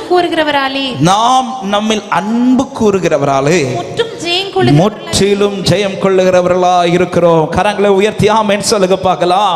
நாம் நம்மில் அன்பு கூறுகிறவராலே. இந்த வார்த்தை படிக்கும் போது அப்படியான நமக்கு அடுத்த ஒரு கேள்வி எழும்பும். அவர் நம்மில் அன்பு கூறுகிறதுனால தானே நம்ம ஜெயம். எஸ், அவர் நம்மிடத்தில் அன்பு கூறுகிறதுனால் ஜெயம் உண்டாகிறது. இப்படி சொல்லி பவுல் முடிக்காமல் அடுத்த வார்த்தை என்ன எழுதுகிறார்? மரணமானாலும் ஜீவனானாலும் தேவதூதர்களானாலும் அதிகாரங்களானாலும் வல்லமைகளானாலும் நிகழ்காரியங்களானாலும் வருக்காரியங்களானாலும் உயர்வானாலும் தாழ்வானாலும் வேறு எந்த சிருஷ்டியானாலும் நம்முடைய கர்த்தராகிய கிறிஸ்து இயேசுவில் உள்ள தேவனுடைய அன்பை விட்டு நம்மை பிரிக்க மாட்டாது என்று நிச்சயித்திருக்கிறேன். அவருடைய அன்பை குறித்து சொல்லிவிட்டு பவுல் அடுத்து சொல்லுகிறார், இந்த அன்பை விட்டு என்னை எதுவும் பிரிக்காது என்றேன். அப்போ ஜெயமுள்ள வாழ்க்கை வாழ விரும்புகிறவர்கள் மூன்றாவது எதுல ரொம்ப உறுதியா இருக்கணும் தெரியுமா? தேவ அன்பில் நிலைத்திருப்பதில் உறுதியா இருக்கணும். சத்தமாய் ஆமென் சொல்லுங்க பார்க்கலாம். தேவ அன்பில் நிலைத்திருக்க நான் என்ன செய்ய வேண்டும்? தேவ அன்பில் நிலைத்திருக்கிறதற்கு என்னிடத்தில் என்ன வெளிப்பட வேண்டும்? ஒரே வார்த்தை தான், தெரிந்த வார்த்தை. வேதம் இப்படி சொல்லுகிறது. 1 யோவான் 5வது அதிகாரம் அதனுடைய 3வது வசனம் வேதத்தில் இப்படி சொல்லப்பட்டிருக்கிறது, நாம் தேவனுடைய கற்பனைகளை கை கொள்ளுவதே அவரிடத்தில் அன்பு கூறுவதாம். அப்போ அன்பில் நிலைத்திருக்க விரும்புகிறவர்கள் என்ன செய்வார்கள் என்றால் இந்த வசனத்தின்படி நடக்க துடிப்பார்கள். டெய்லி அவங்களுடைய ஏக்கம் எதுவா இருக்கணும் தெரியுமா? இந்த வார்த்தையின்படி. நீங்க பைபிள்ல ஆதியாகமத்திலிருந்து படிச்சீங்கன்னா தெரியும், ஜெயமுள்ள வாழ்க்கை வாழ்ந்து முடித்தவர்களை குறித்து அநேக வார்த்தைகள் இப்படி சொல்லப்பட்டிருக்கும். நோவாவை குறித்து சொல்லப்பட்டிருக்கும், கர்த்தர் தனக்கு கட்டளையிட்டபடி எல்லாம் செய்து முடித்தார். மோசேயை குறித்து சொல்லப்பட்டிருக்கும், கர்த்தர் தனக்கு சொன்னபடியெல்லாம் செய்து முடித்தார். இப்படி ஒவ்வொரு பரிசுத்தவான்களை குறித்து ஒரு வார்த்தை இப்படி கொடுக்கப்பட்டு கொண்டே இருக்கும். இதே போலதான் நம்முடைய வாழ்க்கை ஜெயமுள்ள வாழ்க்கையை முடிப்பதற்கு முன்பாக ஒரு காரியம் பரலோக நம்மை குறித்து சொல்லணும். இவன் கர்த்தர் தனக்கு கட்டளையிட்ட வார்த்தையின்படி எல்லாம் செய்து முடித்தான் என்று. ஆமென் சொல்லுங்க பார்க்கலாம். வார்த்தையின்படி நடக்கிறவர்களாய் அன்பில் நிலைத்திருக்க விரும்புகிறவர்கள் இந்த வார்த்தையின்படி நடப்பார்கள். சீஷர்கள்ட்ட பேசும்போது யோவான் 15 சொல்ல, என்னில் நிலைத்திருங்கள் அப்படின்னு. என்னில் நிலைத்திருக்க விரும்புகிறவர்களுக்கு அவர் எப்படி நடத்துவார்? நான் சொல்லுகிற உபதேசம், நான் சொல்லுகிற வார்த்தை உங்களை சுத்திகரித்து என்னில் நிலைத்திருக்க பண்ணும். நிலைத்திருக்க விரும்புகிறவர்கள் வார்த்தையின்படி நடக்க துடிப்பார்கள். அதை நான் ஒரே வார்த்தையில் சொல்லி நான் முடிக்க விரும்புகிறேன். ஆமென். அவர்கள் நிலைத்திருக்கிறவர்களை ஜெயிப்பார்கள். நிலைக்க விரும்புகிறவர்கள் தேவன் எந்த வழியை காண்பித்துக் கொண்டிருக்கிறார்களோ இந்த வார்த்தையின்படி நடப்பதிலே தங்கள் வாழ்க்கையை விட்டு கொடுப்பார்கள். சத்தமாய் ஆமென் சொல்லுங்க பார்க்கலாம். நான் எடுத்து வைக்கிற ஒவ்வொரு ஸ்டெப்புமே எதன் அடிப்படையில் இருக்கும் தெரியுமா? வார்த்தையின் அடிப்படையில். நான் எடுத்து வைக்கிற ஒவ்வொரு ஸ்டெப்பும் கர்த்தர் சொல்லுகிற வார்த்தையின்படி. நீங்க பைபிள கர்த்தரால் தெரிந்து கொள்ளப்பட்ட அத்தனை பேர் வாழ்க்கை எடுத்து பாருங்க. அவங்க தெரிந்து கொள்ளப்பட்ட பிறகு அவங்க இஷ்டம் போல எதையும் செய்ய மாட்டார்கள். இஷ்டம் போல, விசேஷமாய் புதிய ஏற்பாட்டில் கர்த்தரால் தெரிந்து கொள்ளப்பட்டு கர்த்தரால் பயன்படுத்தப்பட்ட பாத்திரங்களை எடுத்து பார்த்தீங்கன்னா தெரியும். ஒரு இடத்துக்கு போனா கூட அவர்கிட்ட ஆலோசனை கேட்டு தான் போவாங்க. ஆண்டவர், நான் எங்க போனேன், நான் என்ன செய்யணும்? சவுலை சந்தித்ததும் சவுல் கேட்கிறான், நான் என்ன செய்ய சித்தமா இருக்கிறேன்? உடனே சொல்லல, போய் வெயிட் பண்ணுன்றார். வெயிட் பண்ணுன்றார். பவுல் அடுத்து பவுலாய் மாறும்போது அதன் பிறகு அவன் எடுத்து வைக்கிற ஒவ்வொரு ஸ்டெப்புமே அவர் சொல்லுகிறபடி அப்படி நடந்ததுனால தான் பவுலுக்கு சொல்ல முடிந்தது, நல்ல போராட்டத்தை போராடி ஓட்டத்தை முடித்தேன். ஒரு காரியம் நம்மை குறித்து எழுதப்படணும். என்ன எழுதப்படணும் தெரியுமா? ஆமென், என் வார்த்தையின்படி எல்லாம் இவன் செய்து முடித்தான் என்று. ஹல்லேலூயா. இயேசு கிறிஸ்து சகலவற்றை நமக்கு கற்றுக் கொடுத்திருக்கிறார். அவர் எழுதி கொடுத்திருக்கிறார் நித்திய ஜீவனை சுதந்தரிக்க என்ன செய்ய வேண்டும் என்று. ஆமென். இதை கேட்டுக்கொண்டிருக்கிற ஒவ்வொருவருக்கும் இந்த வார்த்தையை இந்த மாலை நேரத்தில் இந்த இரவு கூட்டத்திலே சொல்லி நான் ஜெபிக்க விரும்புகிறேன். அவர் என்ன சொல்லி இருக்கிறாரோ அதன்படி நடக்கிறவர்களே பாக்கியவான்கள். அவர்கள் தான் ஜெயமுள்ள வாழ்க்கை வாழ முடியும். சத்தமாய் ஆமென் சொல்லுங்க பார்க்கலாம். ஆமென். தேவனை துதிக்கிறதுல உறுதியா இருங்க. பர்சனல் லைஃப்ல தேவனை தேடுவதில் உறுதியா இருங்க. தேவ வார்த்தையில் நடப்பதில் உறுதியா இருங்க. அன்பில் நிலைத்திருங்கள். என்னில் நிலைத்திருக்கிறவன் அவன் வெட்கப்பட்டு போக மாட்டான். அவனுக்குள்ளே மிகுந்த கனிகள் உண்டாகி கொண்டே இருக்கும். சத்தமாய் ஆமென் சொல்லலாமா? ஜெயம் கொள்ளுகிறவன் எவனோ அவன் எல்லாவற்றையும் சுதந்தரித்துக் கொள்வான். நான் அவன் தேவனாயிருப்பேன், அவன் என் குமாரனாயிருப்பான். பிள்ளைகளானால் ஜெயம் எடுக்கணும். ஜெயிக்கிறவர்களுக்கு தான் சிங்காசனத்தில் அவரோடு கூட உட்கார முடியும். இந்த பாக்கியத்தை இதை கேட்கிற ஒவ்வொருவருக்கு கற்றுக் கொடுப்பாராக. இதுவரை தோற்கிற வாழ்க்கையில் வாழ்ந்து கொண்டிருக்கிற யாராவது இந்த சத்தத்தை கேட்பீர்களானா இன்று முதல் அவர் நாமத்தை சொல்லி கூப்பிடுங்கள். அவரை தேடுங்கள். அவருடைய அன்பில் நிலைத்திருங்கள். அவருடைய வார்த்தை சொல்லுகிறதின்படி நடவுங்கள். கர்த்தர் உங்கள் வாழ்க்கையை ஜெயமாய் மாற்றுவாராக. எல்லாரும் எழுந்திருக்கலாமா தேவ சமூகத்தில் இந்த வார்த்தைக்கு அர்ப்பணித்து கொடுத்து, ஹல்லேலூயா, நான் ஜெயமுள்ள ஒரு வாழ்க்கை வாழும்படி என்னை அர்ப்பணிக்கிறேன் என்று ஒரு விசை தேவ சமூகத்தில் நம்மை விட்டு கொடுத்து, ஆண்டவரே, எப்படியோ வாழ்ந்து தோற்று முடிக்கிற ஒரு வாழ்க்கையாய் அல்ல ஆண்டவரே, வாழுகிற வாழ்க்கை கொஞ்ச காலமானாலும் அது ஜெயமுள்ள வாழ்க்கையாய் மாறணும்பா. ஹல்லேலூயா. நீர் என்னை நடத்துவீராக. உம்முடைய நல்ல ஆவியானவர் என்னை செம்மையான வழியில் நடத்துவீராக. எல்லாரும் இருக்கிற இடத்தில் கண்களை மூடி ஒரு விஷயம் உங்க வலது கரத்தை வானத்துக்கு நேராக உயர்த்தி இடது கரத்தை இருதயத்தில் வைத்து சொல்லப்பட்ட இந்த 3 காரியங்கள், ஆமென், அநேக காரியங்கள் இருந்தாலும் இந்த மாலை நேரத்தில் ஆவியானவர் பேச சொல்லும்படி இடைப்பட்ட இந்த 3 காரியங்கள் உங்கள் வாழ்க்கையில் அவருடைய நாமம் உயர்த்தப்படுவதாக. அதிகமாய் அவரை துதிக்கிறவர்களாய் மாறுங்கள். அதிகமாக உங்கள் தனிப்பட்ட வாழ்க்கையில் தேவனை ஆராதிக்கிறவர்களாய் மாறுங்கள். ஹல்லேலூயா, ஹல்லேலூயா. துதிக்கிறவர்களாய் மாத்திரமல்ல, அவரையே நித்தமும் தேடுகிறவர்களாய், ஆமென், அவரையே நித்தமும் தேடுகிறவர்களாய். ஒரு நாள் அல்ல, ஒவ்வொரு நாளுமே ஆண்டவரை நான் தேடணும். ஒரு நாள் அல்ல, ஒவ்வொரு நாளுமே ஆண்டவரை நான் தேடணும். அது மாத்திரமல்ல, என்னை அன்பினால் தெரிந்தெடுத்த அந்த அன்பிலே கடைசி வரை நிலைத்திருக்கிறவனா, எந்த சூழ்நிலையிலும் கர்த்தராகிய இயேசு கிறிஸ்துவின் அன்பை விட்டு என்னை எதுவும் பிரிக்க முடியாது. எதுவும் பிரிக்க முடியாது. ஹல்லேலூயா. இனி இந்த கோலியாத் உங்கள் வாழ்க்கையில் முன்னேறக்கூடாது. இனி இந்த கோலியாத்தின் பிரச்சனை உங்கள் வாழ்க்கையில் தலை தூக்க கூடாது. அன்று தாவீது வந்து நின்ற அந்த நாள் எப்படி ஒரு ஜெயம் உண்டானதோ அப்படி இந்த இரவு எனக்கு ஒரு ஜெயம் உண்டாகிற இரவாய் மாறட்டும். இரவாய் மாறட்டும். எத்தனை பேர் விரும்புறீங்க பல நாட்களாய் போராடி கொண்டிருக்கிற இந்த கோலியாத் இன்றைக்கு முறியட்டாப்பா? பல நாட்களாய் என் கூடாரத்தில் போராடுகிற, பல நாட்களாய் என் வாழ்க்கையில் போராடுகிற, என் ஆவிக்குரிய வாழ்க்கையில் போராடுகிற, என் பூமிக்குரிய வாழ்க்கையில் போராடுகிற எல்லா கோலியாத்தின் வல்லமைகள் இந்த இரவோடு உம்முடைய நாமத்தை பிரஸ்தாபப்படுத்துகிற இந்த இரவோடு அவைகள் முறியடிக்கப்படுவதாக. தாவீதோ ஜெயம் எடுத்தான் என்ற வார்த்தையின்படி நாங்கள் ஜெயிக்க கிருபை தருவீராக. ரகபல சந்தல ரபல கதரியாதரா. எத்தனை பேர் அப்பாவை உயர்த்த விரும்புகிறீர்கள்? நாமத்தை உயர்த்துங்கள், கர்த்தருடைய நாமத்தை பிரஸ்தாபப்படுத்துங்கள், கர்த்தரை மகிமைப்படுத்துங்கள். இன்று கண்ட எகிப்திய இனி உன் கூடாரத்தில் இல்லை, இனி நீ தீங்கை காண்பது இல்லை. உன் வாழ்க்கையில் கர்த்தரை ஆராதிக்கிற ஆராதனை பெருகட்டும்.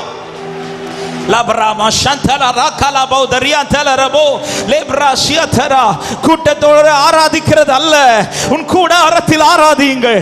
கூட்டத்தோடு ஆராதிப்பதல்ல, உங்கள் கூடாரங்களை துதிக்க துவங்குங்கள். உங்கள் கூடாரங்களில் ரட்சிப்பின் கம்பீர சத்தம். ஹல்லேலூயா. தாவீதே, நீ நிற்கிறது நிமித்தம் உன்னை சார்ந்தவர்கள் காக்கப்படுவார்கள். தாவீதே, நீ நிற்கிறது நிமித்தம் உன் கூடாரத்தில் ரட்சிப்பு உண்டு.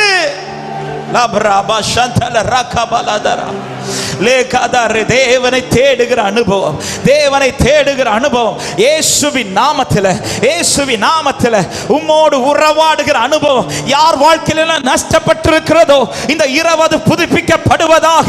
இயேசுவின் அதிகாரமுள்ள நாமத்திலே ஆண்டவரே, அதிகமாய் உம்மை தேடுகிற வாஞ்சை, அதிகமாய் உம்மை நெருங்குகிற வாஞ்சை இந்த இரவு நேரத்தில் ஒரு விசை கூட எங்களுக்கு தருவீராகப்பா. ஒரு விசை கூட எங்களுக்கு தருவீராகப்பா. ஓராபா சந்தல ரிபல கதரியதலரா. இன்னும் ஓடு நெருங்க, இன்னும் ஓடு கிட்டி சேர உம்முடைய அன்பில் நிலைத்திருக்கிற இந்த அனுபவங்கள் எங்களிலே உண்டாகட்டும். இனியும் தோற்கிறவர்களாய் அல்ல, ஜெயமுள்ள வாழ்க்கை. எத்தனை பேர் இந்த இரவு கூட்டத்தில் உண்மையாய் கேட்க விரும்புறீங்க?